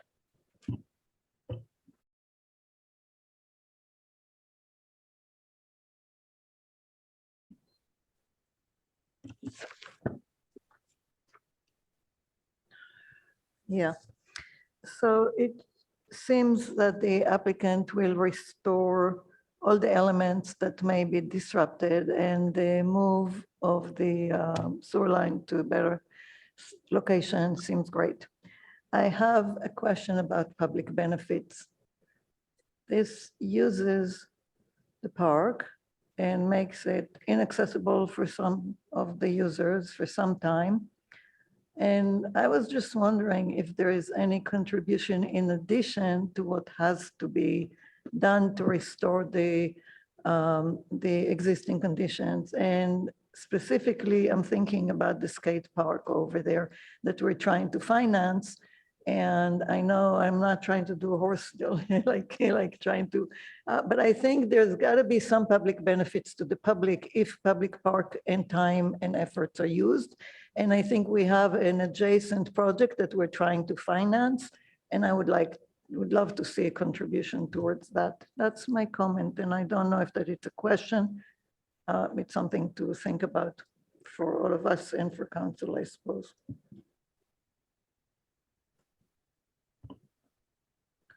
Commissioner Oche? Thank you, Vice Chair. I just want to say a big thank you for the fact that you considered the Palo Alto Soccer and Little Leagues team. My question is, I wanted to just clarify what the entire project timeline for construction is. I'm not sure if I got that clearly. Yeah, so what we were identifying and what Summerhill has identified to us is that in terms of start to finish, their plan is that it will take about 2 weeks. Given that we've been having a lot of rain lately, we want to think that it might be it could be possible it might be a little bit longer, maybe 2 to 3 weeks for them to finish construction. But again, based on what their schedule is, they're also going to, the same day that they trench out and start filling in or putting in that the sewer line, they're also going to be backfilling it as well. So that will kind of help to not have any sort of pits or fences per se, right, within the park visible at that point as well. Thanks, Garrett. I was going to also ask, so what's the other option? Because if it's an action, would it be an inaction, or what are the options if we have a proposed recommendation? Just out of curiosity. Forgive me, I missed. Could you repeat that one? So for the proposal that we have, what are the options? If we don't go with this, what's the other option? I'm just curious to know. Yeah, so you've got the park improvement ordinance that you're being asked, and you could recommend that council adopt the ordinance, or you could recommend they don't. You could ask the applicant to come back or staff to come back another time. Staff have talked about a little bit. We had worked with Commissioner Freeman to talk about what would happen if the commission voted, we don't support this. And Garrett Sauls and I also discussed this a little bit. And our attorney representative, Tim Shmisu, had mentioned at that point, it becomes staff discretion whether to bring this on forward to the council with the caveat that the commission did not recommend it, or do we ask them to come back to the commission again to work on it? And it kind of depends on what the criteria for the concerns are. Are they something we could address before it goes to council and remedy? Or is it something really more substantive that we aren't able to address and that might call for a different course of action? I see. Thank you. I have no further questions. Commissioner Cribbs. Commissioner Freeman. Yes, thank you for the presentation. And yes, I have been working with Darren on this, and the new easement, I think it looks like it might be a better workable solution. I do have one question. There's no, in the new easement, there's no manhole anywhere in the field. Is that correct? Correct. There's an existing manhole that it will be connecting to on the property side closest to the residences. So that would be the west. So it would be connecting to that. And then there's an existing sewer line, manhole on the properties. So it would be just kind of connecting point A to point B. Okay. The other question is, I know we did contact the soccer league and also the baseball folks who are involved in this. The dog park people with their dogs will also be affected by this. So, which means that we need to at least come up with signage that is going to be put up early enough so that they know sort of what the impact is going to be, but they'll probably have to walk their dog somewhere else, and to the duration of that. And I know that in your plan here is to restore everything back to the way it was. And so I don't know how that's going to, you can't replace and grass not going to grow quickly and that type of thing. So what are the plans to kind of make it usable for dog walkers so that they can immediately take advantage of going back and enjoying that moment there? Yeah, fortunately in this situation, this dog park is decomposed granite surfacing. And so there isn't a lengthy regrowth that we'd have if it was grass. I think we could shape and compact it and get it back into the same condition really quickly. Okay. And the signage would probably go up about what, couple of weeks before, a week before, so that they know ahead of time that they have to look at other options? Yeah, typically 2 weeks is what we target. I have a meeting coming up with a member and the head, actually, president of the Palo Alto Dog Owners Association group for Palo Alto. And so I think I'll meet with her and explain this. And if she wants to help get the word out, that'd be great. And then we can get the signage earlier too, just to get, 3 weeks couldn't hurt. So I'll work with Summerhill and Garrett and make sure we have the times right. Probably even if I don't know the exact date or it's subject to change, we anticipate this window, just be aware, and I'll just keep updating it. Okay, all right, thank you. Vice Chair. Yeah, about the dog park, is it a time that we could do something additional about the dog park as it's getting put back together or not? I think we're only looking at about 2 to 3 days of the Okay. dog park being inaccessible. So probably not too much more. A really robust cleaning with our in-house staff, perhaps. Well, that would be good. Yeah. And then the timing is 6 to 8 weeks for the whole project, correct? Well, the construction project, and Garrett, correct me if I'm wrong, is more like 2 weeks. The Right. 6 to 8 week, 3 weeks, yeah, the 6 to 8 week piece is the regrowth of grass. So in that disturbed section on the buffer of the field 3 is where we would have to leave some fences up, orange fencing, much like our regular park Yeah. renovations. And could I ask one more time to put the map up again so Oh, sure. we could see it? Absolutely.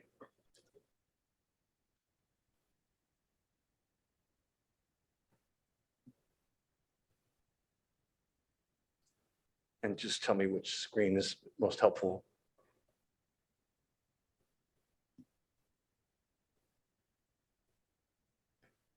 Okay.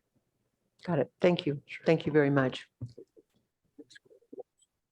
Garrett, could you speak to why we need to do this project and put a new sewer line in? Yeah, so what Summerhill communicated to us is that there were some underlying issues with the existing sewer line that they were experiencing or had noticed that there were some just sort of maintenance issues with it. The proposed line that they're proposing is the same diameter, so it's I think it's an 8-inch diameter pipe, if I remember correctly, that exists there. They're proposing a similar one to service the parcel. So it may just more be a matter of initially they wanted to go in and use the existing parcel, or sorry, the existing easement, but the problem that came up with was that that was going to impact the field 3 play zone as well as require a manhole kind of in the middle of it, which raised a lot of red flags for us. And has the city confirmed that there's problems with this line and it needs replacement? I believe perhaps Mr. Hickey might be able to speak a little bit more to that. Yeah, thank you, Garrett. You're correct that there are some plans that indicate it's an 8-inch line that's existing right now, although there's also some indication that it's a 6-inch line that's existing there right now, which would not be adequate to serve the new project. So the existing line, even if there weren't any problems with it, would have to be replaced. You said that it is a 6-inch line or it's an 8-inch line? Which one? What I said was that there are some city maps that indicate it's an 8-inch line, but our potholing indicated that it's actually a 6-inch line. And is that something the city has confirmed as well, or is that something we normally leave for a developer to let us know the diameter of the line? And John Hickey may know more about this, but our utility staff have been working closely on this project. And Mr. Hickey, do you know if that's been substantiated by utilities? I don't know whether Public Works has gone out and checked the line, but the line was actually built according to the staff report from 1976. The existing line was built installed back in the early 60s. So it is well past its lifespan. And I think one of your earlier presenters was talking about infiltration. This is exactly the kind of line that has existing infiltration problems. And especially given that it's under a field that's actually designed to be part of your storm drain system. Again, if staff is willing to confirm that the existing line is an 8-inch line, and does not require any repair and is not going to require any repair for the next 60 to 70 years, we'd be happy to stay with that and not replace it. But I think that that's probably not something that staff is willing to do. And I want to, just because the question came up earlier, I just want to touch on a couple of things too. I think 2 weeks is probably a fairly accurate prediction of the total amount of time to install the line, but some of that will include the time that we're installing the line on the school site, because the easement actually runs first through 2800 and then across the park.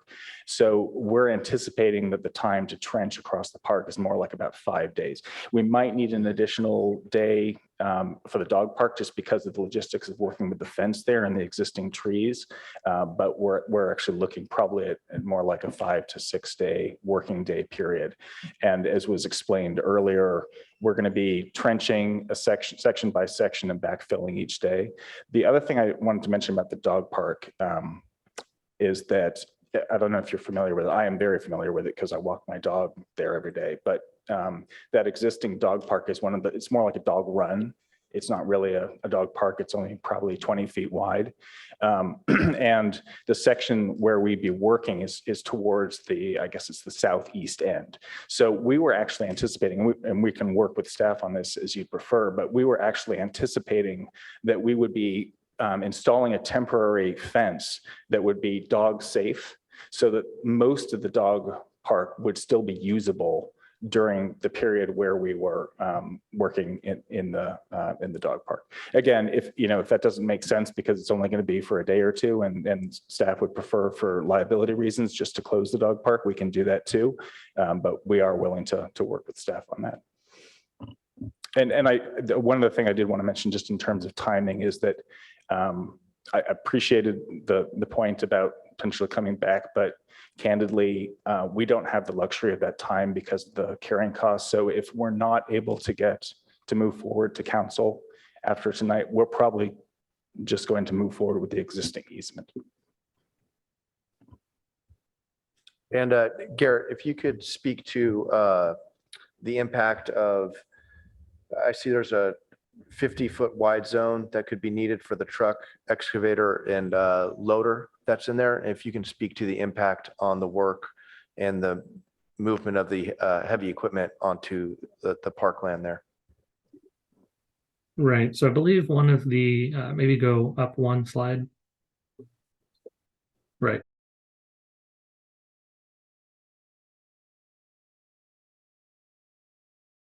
It's kind of two different options. This option shown here is just a trench way of kind of pulling out the existing line and then putting in the new one. This gray area just shows kind of the area of work where they'd want to kind of cordon off or block off so that people aren't getting closer to where work is occurring. The other one that was shown is kind of a feed pipe, so to speak, where there's not necessarily a trench being put in, but there's points that still need to be, equipment that still needs to be placed on site at the bend point, which basically will help to kind of direct and angle the pipe, which you can kind of feed in on the left side of the image down underground. That doesn't necessarily require trenching, and you can kind of take it in and feed it in to get it down to that bend point. But then there needs to be equipment that will kind of forcibly angle it in the direction of the existing easement.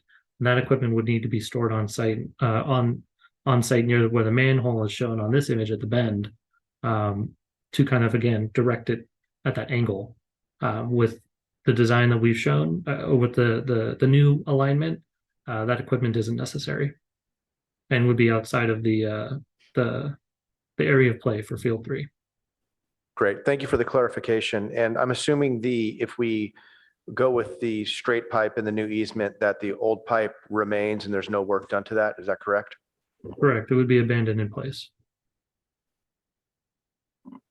And are there any problems with abandoning a pipe in place for the future?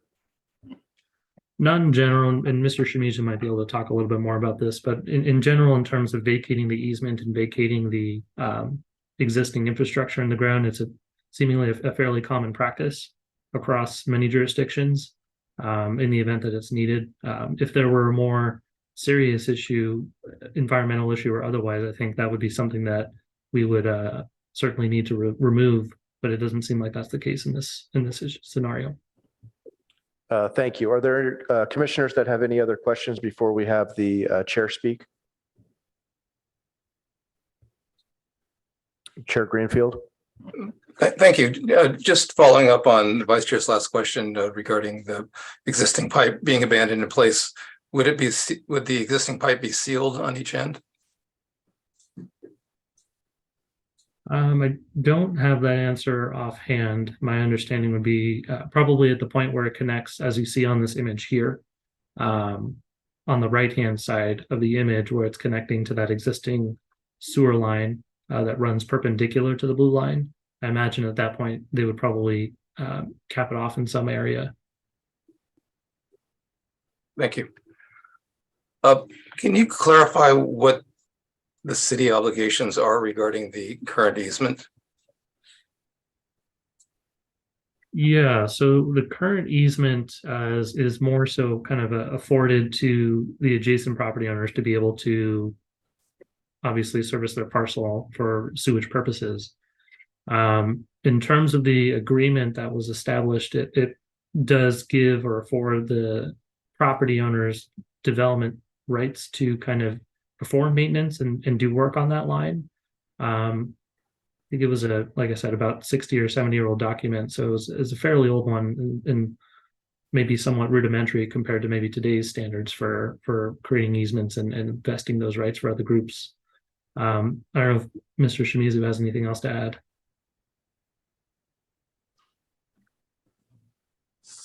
The only thing I have to add is that where the current easement is located, that area is actually not dedicated parkland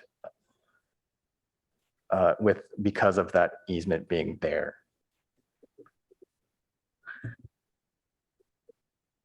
Thank you. So does that mean that we would be undedicating parkland for the new easement? No, that would require a vote of the people. So staff and the city council have no ability to do that on their own. I understand that. Yeah. So the easement, the new rules about park improvement ordinances, and that's why we're here, today. I'm not sure I understand that answer. So currently there's an easement where the existing sewer pipeline runs, and that is not dedicated parkland. If we put the pipeline in the new location as requested, and then I appreciate all the efforts that have been done with staff and the developer and community outreach to really come up with a workable problem. Having a manhole in the middle of a soccer field doesn't fly on lots of levels. So moving forward with this, would the current easement remain, and that would remain undedicated parkland, or would we dedicate that as parkland? Help me. So once this is all done, the plan is for the existing easement to be abandoned and vacated. So basically no more easement, right, in that place, in the existing easement. And so then the city would have a policy question of whether to rededicate that strip, just like any other piece of undedicated land. Okay, so it would be the city's choice whether or not to rededicate that or to dedicate that section as parkland. But the location where the new pipe would go would be on parkland, and that's why the PIO is being requested, because the request is to put the pipe on parkland. Yes, and the PIO is also covering the fact that there's going to be construction happening in that. No, I understand. So okay, yeah. Great. Thanks. That helps a lot. So a quick question about the location of the new pipeline. Isn't there like a berm, kind of a raised, like a little hill slope on the edge of the field there, and we can't see elevations with this 2D diagram? Yeah, so there is a berm kind of raised within that space. So as we mentioned before, Summerhill would be responsible for, replacing that to its existing condition. Okay.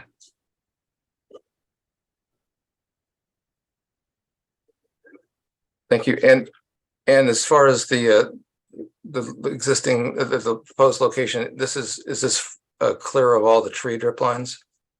Yes, that is, I think there is another slide. I think if you go down one more slide, there you go. Sorry. There you go. The gray outline also shows the dashed lines around the trees that you see highlighted or kind of just three-dimensionally shown here. That represents the tree protection fencing that would be around those spaces. And then the gray outline just kind of shows the area of work that will be necessary to kind of accommodate that work for the new line. Great. And has this plan been passed by the Urban Forestry Department or section? Yes. Okay. And they had no problems with this. No, they didn't have any issues with it. Okay. And getting to the portion of where the weeds or privets and the thicket would be cut down. So shouldn't the replacement plan be part of the PIO? Yeah, it certainly can be, and we can get some. I think there was some. I believe we did have some drawings just relative to kind of any sort of replacement strategy about that. But that would be something that if there's a tree, for example, within that space, like the privet, I believe was one of the items that Mr. Anderson identified. Any sort of removal that would be necessary in order for this to occur would be required to be replaced based on the city's existing tree technical manual requirements. I'm not opposed to removing privet.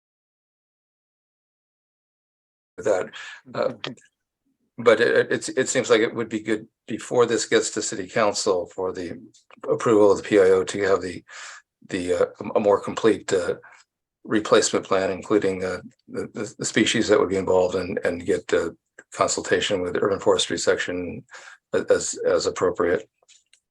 Yes, they did have, as a part of the formal application, there was a tree replacement strategy, especially along this area between the two properties of 2850 West Bay Shore and 2800 West Bay Shore. As a part of the scope of work that they included in that approval that City Council already reviewed and approved, they did have a replacement strategy there. Okay, so this has already been addressed by City Council. Correct. Great. And Chair, just to be clear, the PIO does include the aspects of the shrubs being replaced and with native species, as Mr. Anderson described earlier. But it's more of a more of a quality. There isn't a detailed plan of what the species would be, but it would be consistent with the tree technical manual that the city follows. It would be consistent with that, as well as the approved plans from the Planning Entitlement Council reviewed last year. Okay. And just last question is regarding the construction area. It'll be cordoned off with a fence during the construction phase, presumably? That's correct. And would there just be one large fence that would cordon off the entire area, or it's going to move based on what area is getting worked on at a given time? Will the whole area be fenced off while it's being reseeded, et cetera? It would be so during the construction, it would be fenced primarily around the areas where construction is occurring. And then afterwards, as Mr. Anderson was noting, there would be, I believe, an orange fencing kind of place that is typical to what a lot of other park projects use. So not chain link fencing per se, right? Which is a little bit more obtrusive. Good. That's all the questions I have. Other follow-up questions from other commissioners, or Darren, do you have any comments you'd like to add? No additional comments from me, Chair. Thank you.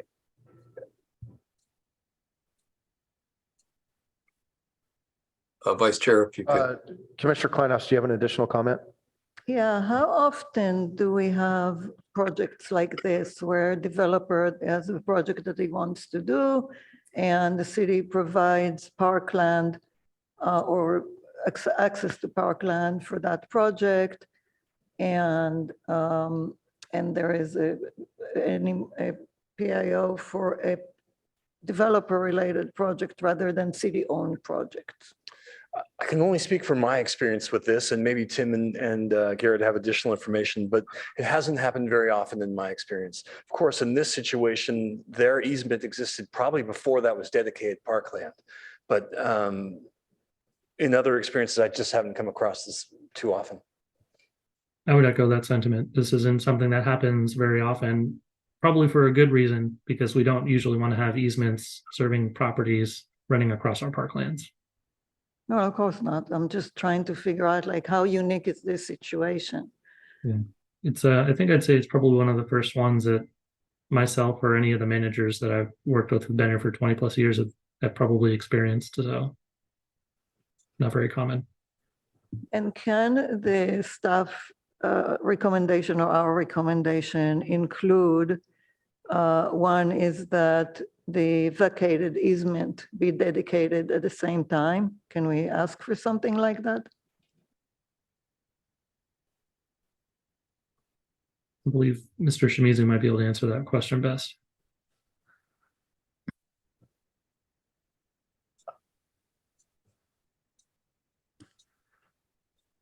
So you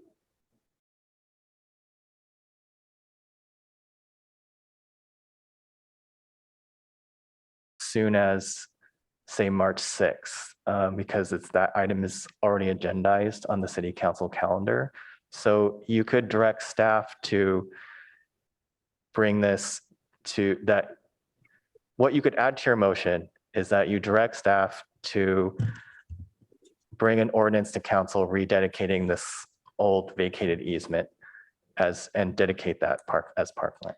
It can't be done at the same time because I know how hard it is to bring anything to council, and this is not a huge project to give them.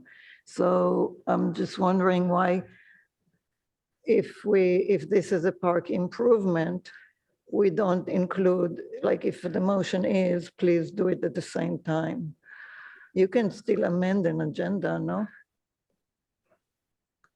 I mean, Yeah, just one additional thought. I don't know if this affects it, but that delay in getting onto council agendas is very real, especially if it's a discussion or action item. To dedicate that land, I don't think there'd be much opposition. It's the kind of thing I would assume would get, especially if it's fully abandoned and there's no other need for the property owners or anyone else, and we have unanimous recommendation from the PRC, it'd probably go on consent, which is far easier to get in on a timely. Right. Yeah. Okay. No, I was thinking about something. I wasn't thinking about the wrong facts, or I was the right facts. So the vacating of the easement is happening not at the same time as this PIO.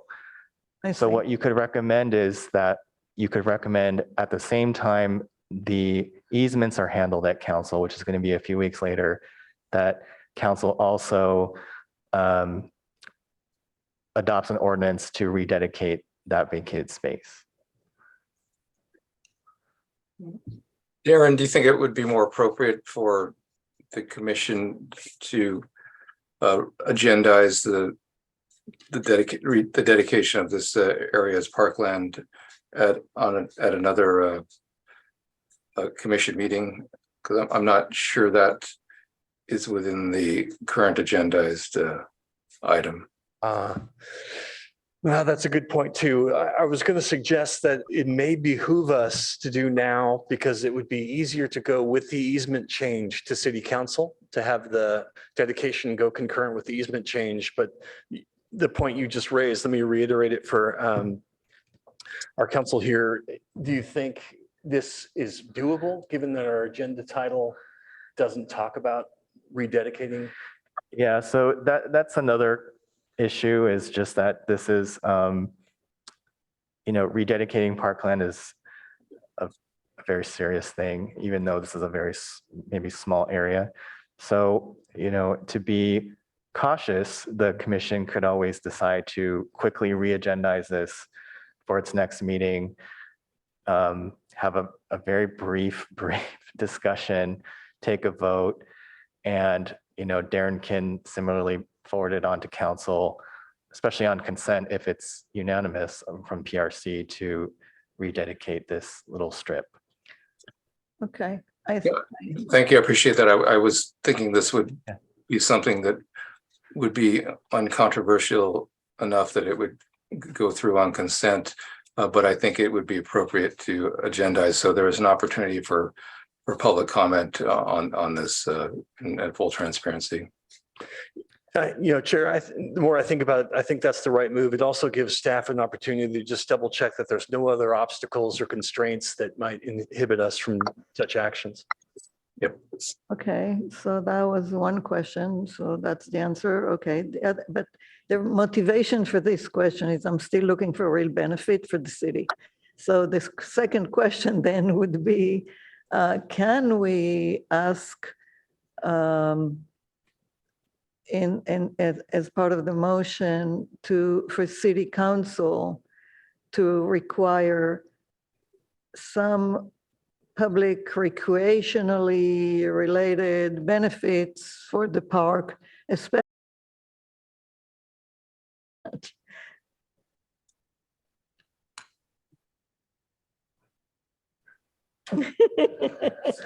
So I'm going to ask our planner here, has that process already gone to council? I think it has, right? Yeah, so this project has already been approved. The only specific issue is related to this easement. So as a part of a traditional planning process, the only time we have any sort of public benefit is when we used to have a PC application, a planned community application. There is a specific relationship and correlation to public benefits with those types of projects. This one was not that. This was just a major architectural review application, as the applicant was identifying that they were doing, about 99% of all of our city's zoning code requirements, absent requiring or requesting a concession from state density bonus law. So I think incorporating a public benefit into this is not necessarily something that's, I'm not sure that it's maybe something that can be done.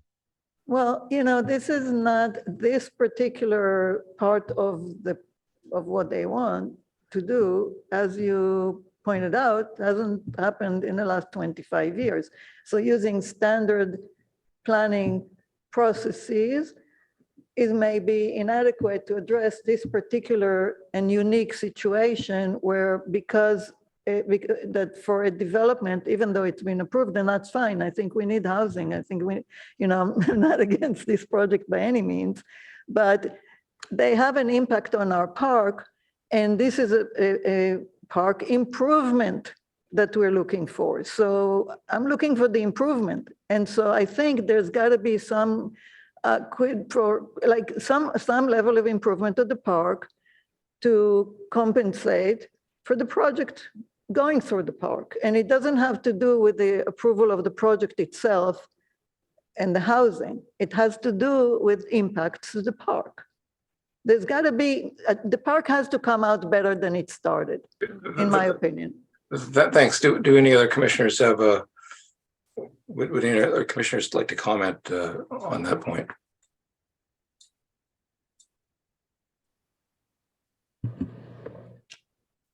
Well, I think Commissioner Kleinhaus brings up a very, very good point. So thank you very much for that. I'm not so sure that the timing works for us, but as a commission, we've certainly learned a lesson about timing and when to ask for things for the park, because I agree, it would be great to have the park have a benefit from this. But I also want to say that I understood, and I could be way wrong, that this project has been incredibly important to the council and to the city because of the housing that it provides. And so I'm kind of anxious to make sure that we don't really do anything to stop the approvals going I guess they're already made going forward. But I do think you have a great point, and I think it's something that we should talk among ourselves because there are things coming up that are going to be important to do for the parks. So thank you. Just one thing, and then in the future, we should be notified on things like this before it's too late for us to be able to do anything about it. And council can potentially still do something about this, I think. Any other comments?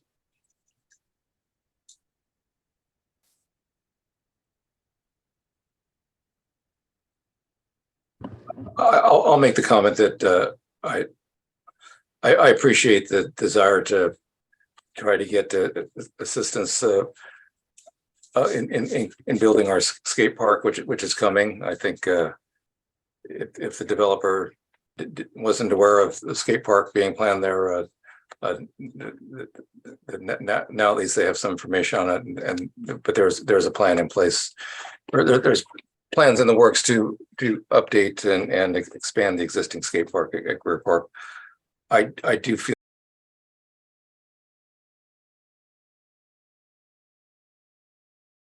this up. I feel like a lot of really great accommodations have been made to come up with a workable plan for the community that's working for us. I believe given that there is an easement, I'm not sure that we have grounds to be pursuing this anyway. I think I appreciate that the developers has heard our concerns and they're interested in making a contribution to a future skate park. That's on the table for them, but that's their decision. But I think we should move forward at this point. Interested in the view of other commissioners.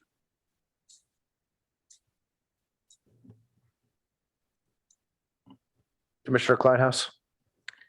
I have a question. If we all support the proposal as it is, does that go on consent? Because I'd like the city to potentially discuss this. I think in either regard, it ended up going on consent because it's already on the calendar, the March 6th date for city council. We would just be noted in the supplemental report that we put in saying if it wasn't unanimous or if the vote was no, whatever it ends up being, it'll be noted so council's aware. So council does not revisit this, no matter what. Say again. So council does not revisit or Unless think they about pulled it. the item. Yeah, unless they Yeah. decide to pull it. Yeah, I don't think they'll want to do that. Okay, thank you. Okay, then Darren, do you have could you put up the PIO for us to look at, please?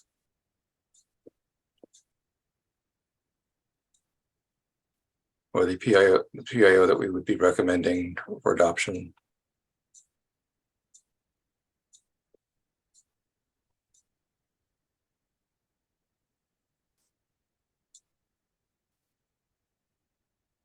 See the actual PIO?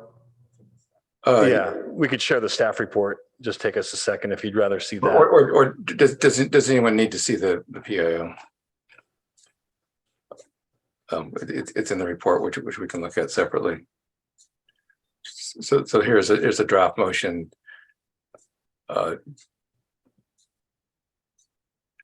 Recommending or not recommending city council to adopt the PIO. On balance, I think that there are a lot of benefits for the community. Also, the opportunity to expand our dedicated parkland footprint officially, if not de facto, because by de facto nothing will be really changing. But I will be supporting this recommendation, and if I'll look to another commissioner to make a motion. I'll make a motion that the Parks and Recreation Commission recommend that the City Council adopt a park improvement ordinance at Group Park for the sewer line connection associated with the 2850 West Bay Shore Road Development Project. Thank you. And second, I second it. and would you care to speak to your motion? Yes, I mean, this is something that I think as Commissioner Cribb said, benefits the city overall. There are some opportunities here that have been discussed among the commission. And those are something that I hope that our developer would take into consideration. But we also don't want to be at the point where we're stopping something or sort of not necessarily stopping it, but offering some opposition to something that's going to benefit the city and our citizens. So for me, I think that as long as we have done our we're doing our best effort to make sure that everything is transparent to our users and stakeholders, and they know what's going on. We're communicating what the impact will be. I think that this is a good motion to pass. Thank you. And the second, would you like to speak to it? No, I agree with everything the maker of the motion said, and I'm anxious to see us move forward on this one.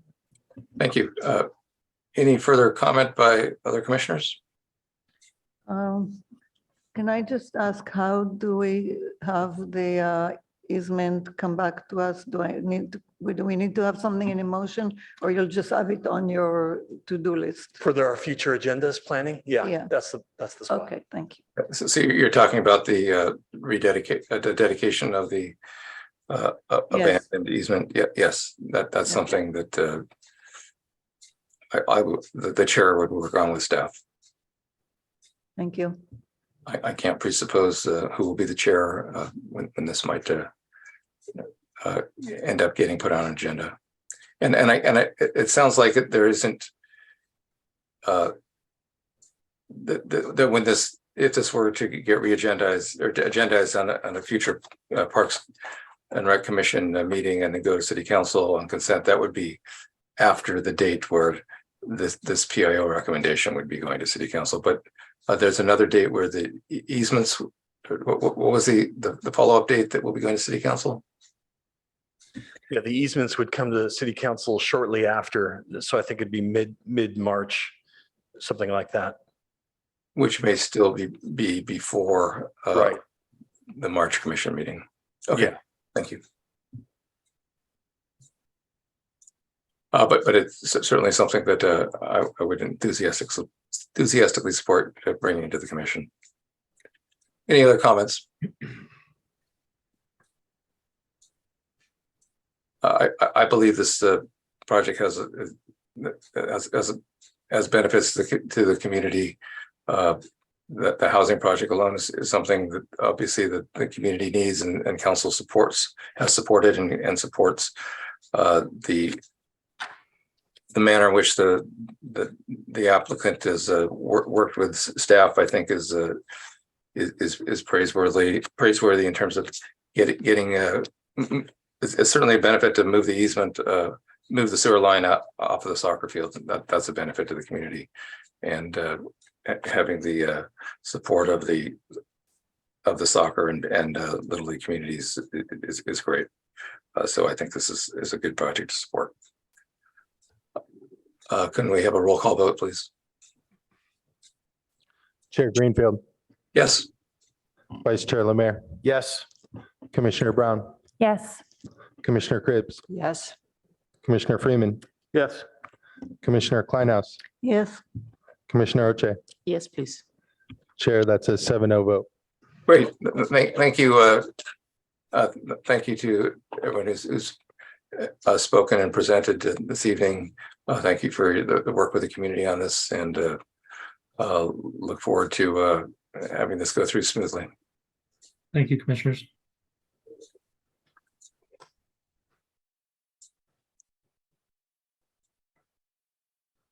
Thank you. Okay, next up is our Ad hoc committee and liaison updates.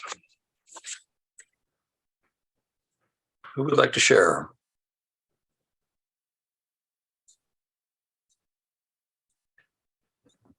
Vice Chair, if you want to coordinate. Commissioner Cribbs. Oh, did you want to go ahead? Go ahead, Commissioner Cribbs.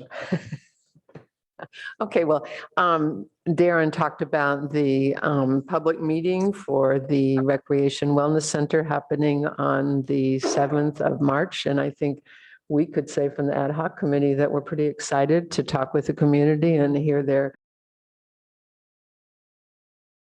are thinking about the vision. And so we're looking forward to that and glad to be at this stage, I think, of the game. So Darren, thank you very much. Kristen has been involved in helping along with some of the communications people, and we appreciate the word getting out the way it is through Facebook and everything else. And I did send a note over to Chris at the Youth Council because I'm really interested to invite the Youth Council and the Youth Advisory Board to take the survey, to talk about it and send us their thoughts because they're the future.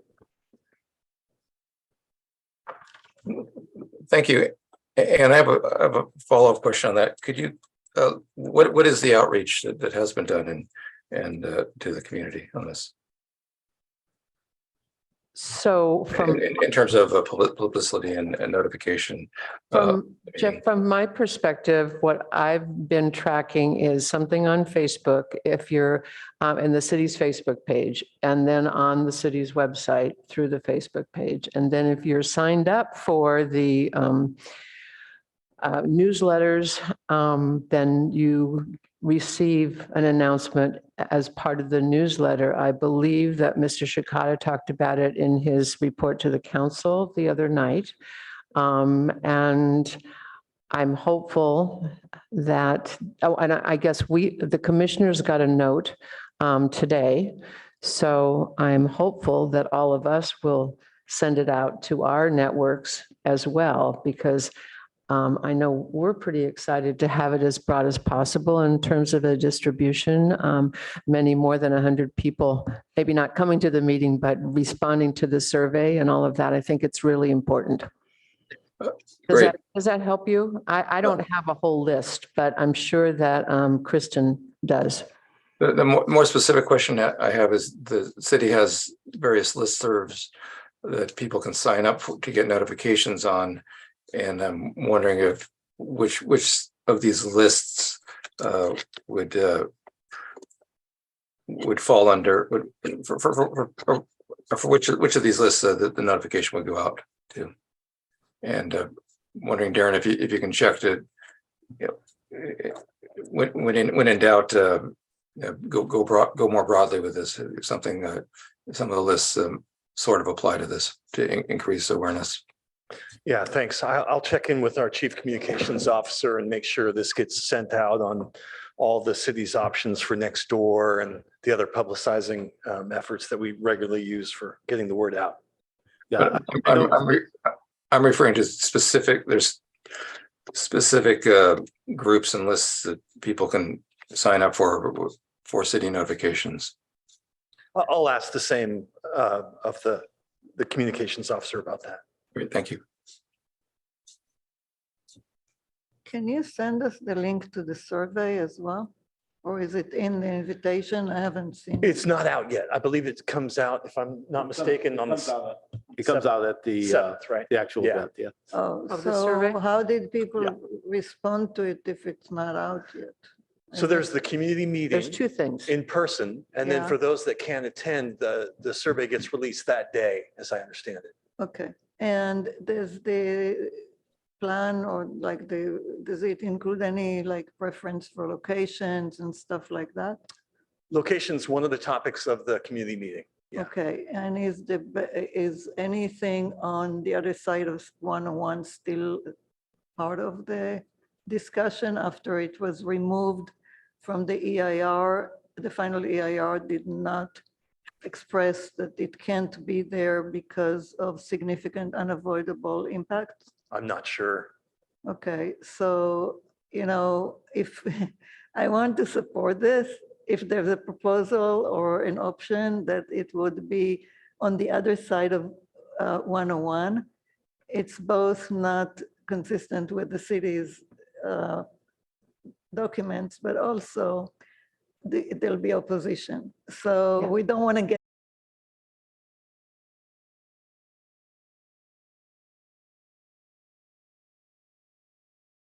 you do outreach about location, it looks at locations this side of 101.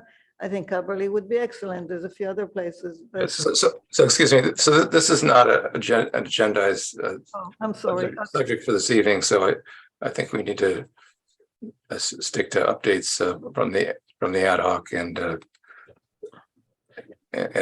appropriate follow-ups.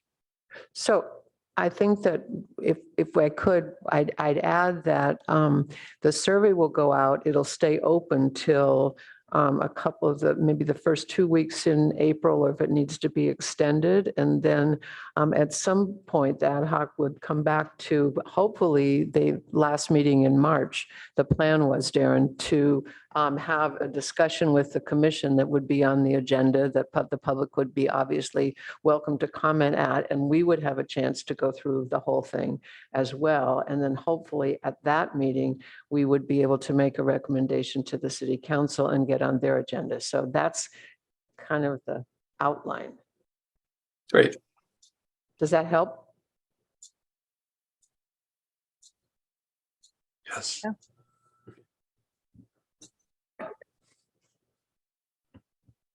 Any comments from other members of the ad hoc? Yes, I have an update about safe routes and Sorry, I meant regarding this particular subject. No, I think pretty much the reasons for one of the reasons for the community meeting is to obtain input and to build on from that. So I think that we're looking forward to the community meeting and hearing what people have to say, presenting what work we have done up to that point, and really listen to what the community has to say with it.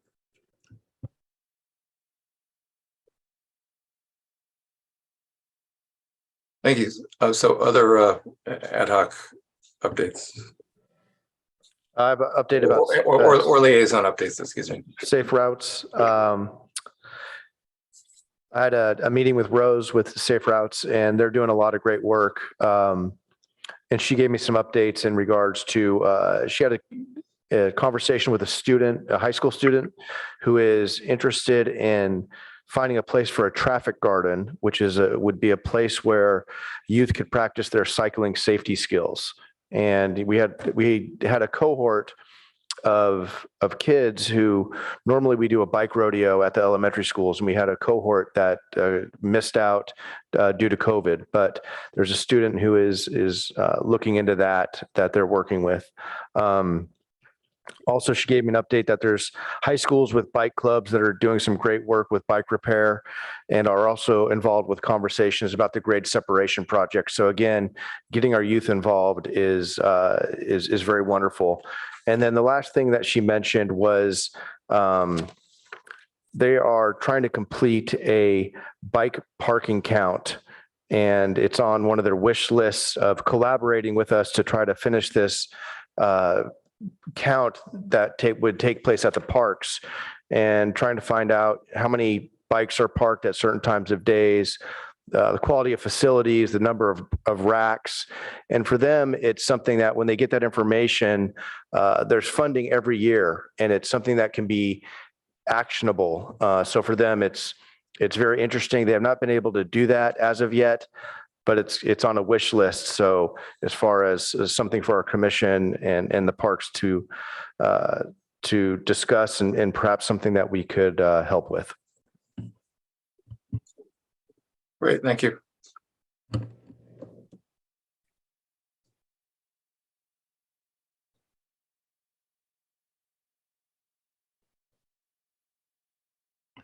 Commissioner Cripps? Thank you. In terms of the aquatics liaison role, we talked about the pool being closed next week and the communication going out to the community. I think everybody pretty much knows about it, but there will be a senior game swim meet on the 5th of March. Will be the last activity at the pool before it closes. And currently there are 75 swimmers signed up to swim. And so all of us should think about sunshine for Sunday. It's the swimming report. Vice Mayor Stone, did you have a question, comment? Yeah, no update to give, but just wanted to give my appreciation to Parks and Rec for your recommendation and Chair Greenfield for you staying up late with us last night as well and answering questions. So I just kind of appreciate the commission's work on all that and everything that you continue to do. Thank you.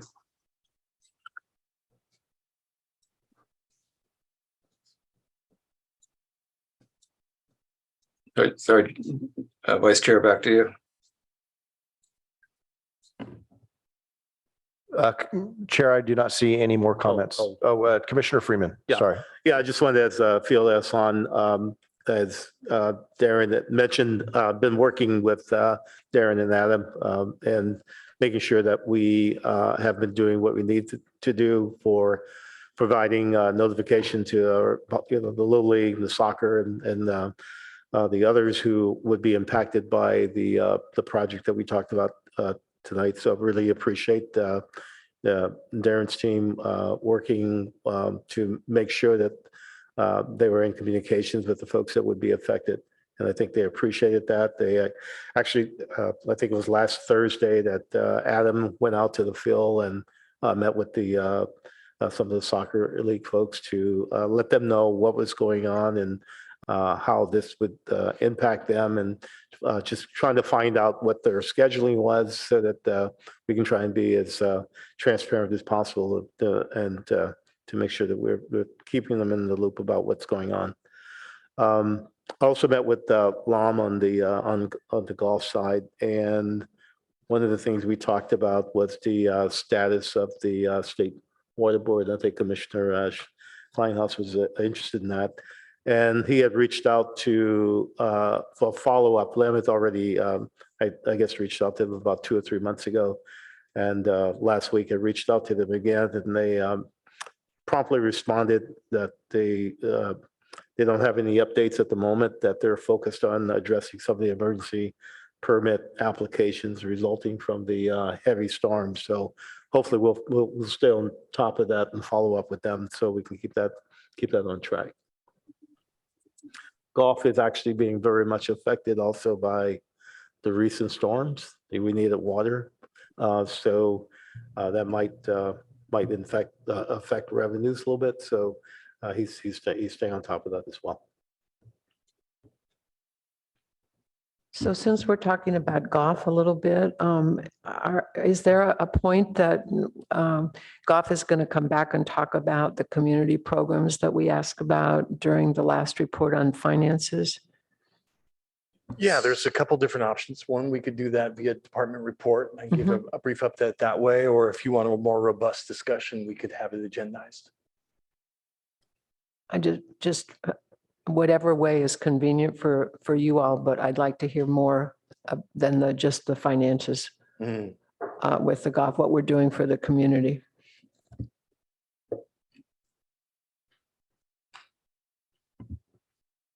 Any other commissioners with comments? Chair, no further comments. Thank you. I have some updates.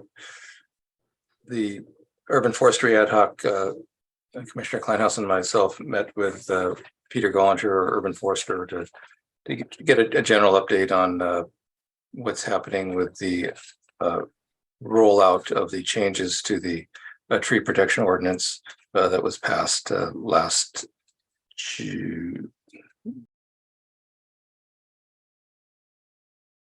There was a mailer that went out in the with the utilities bills recently on some of the updates, some notifications to the community And some of a lot of stuff's moving along. Some things are a little bit behind in terms of updates to the new tree and landscape technical manual.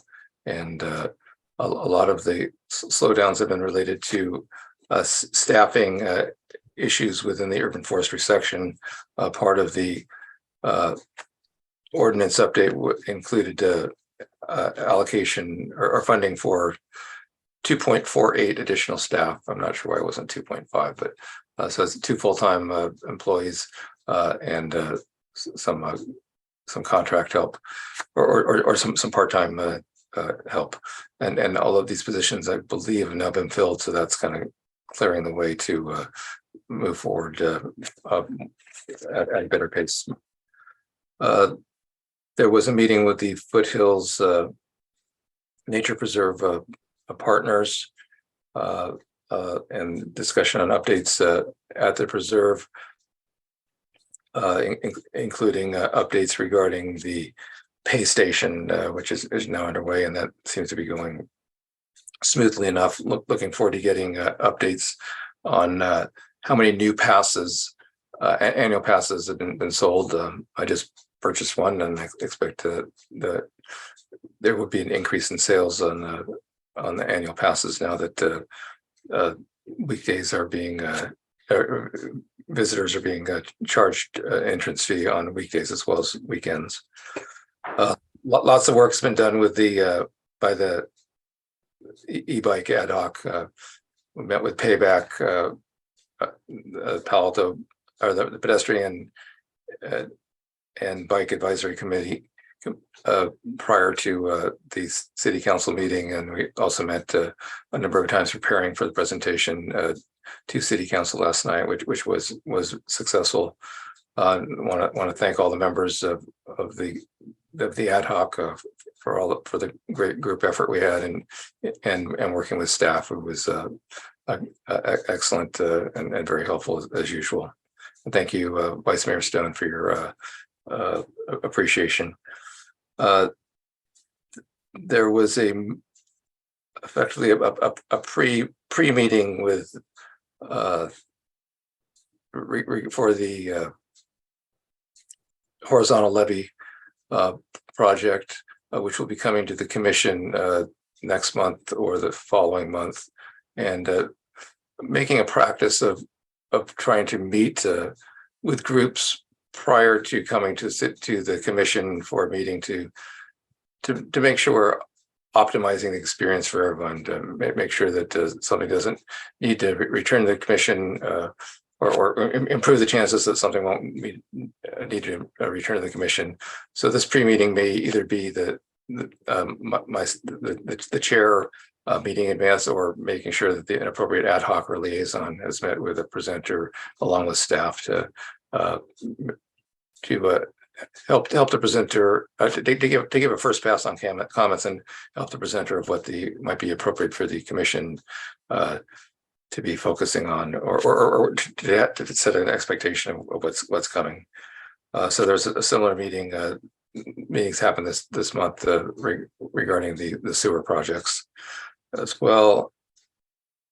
And I think that's all I got. Anyone else have something to add? If not, we will move on to the final discussion, which is questions, comments, announcements, and also talking about our upcoming agenda. Vice Chair, I'll let you call on.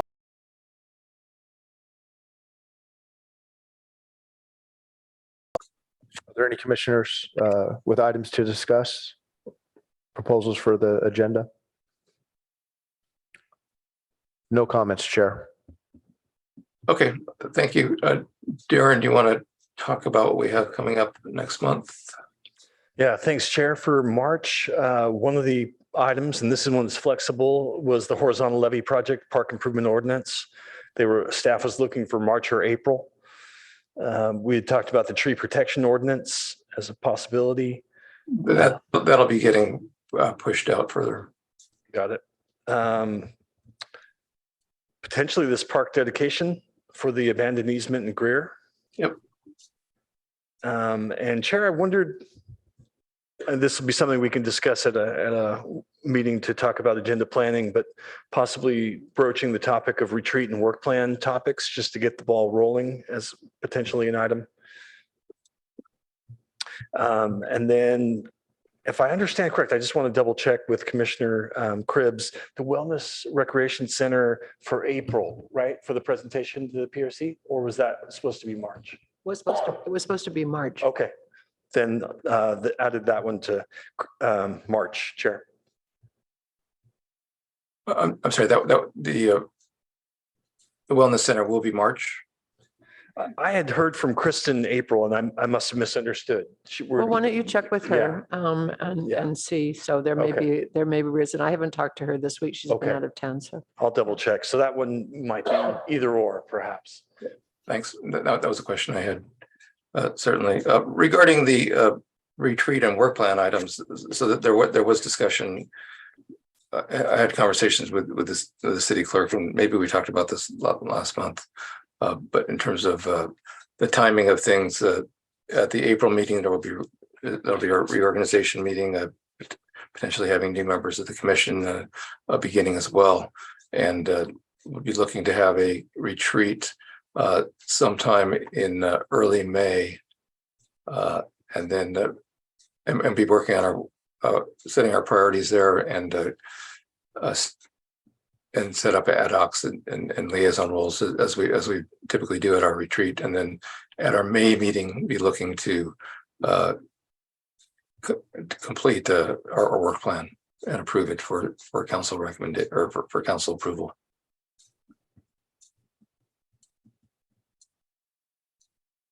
Any other comments? Vice Mayor? If there's nothing else, nothing further, I will call this meeting to a close. Thank you, everyone, and look forward to seeing you in person next month. Thank you.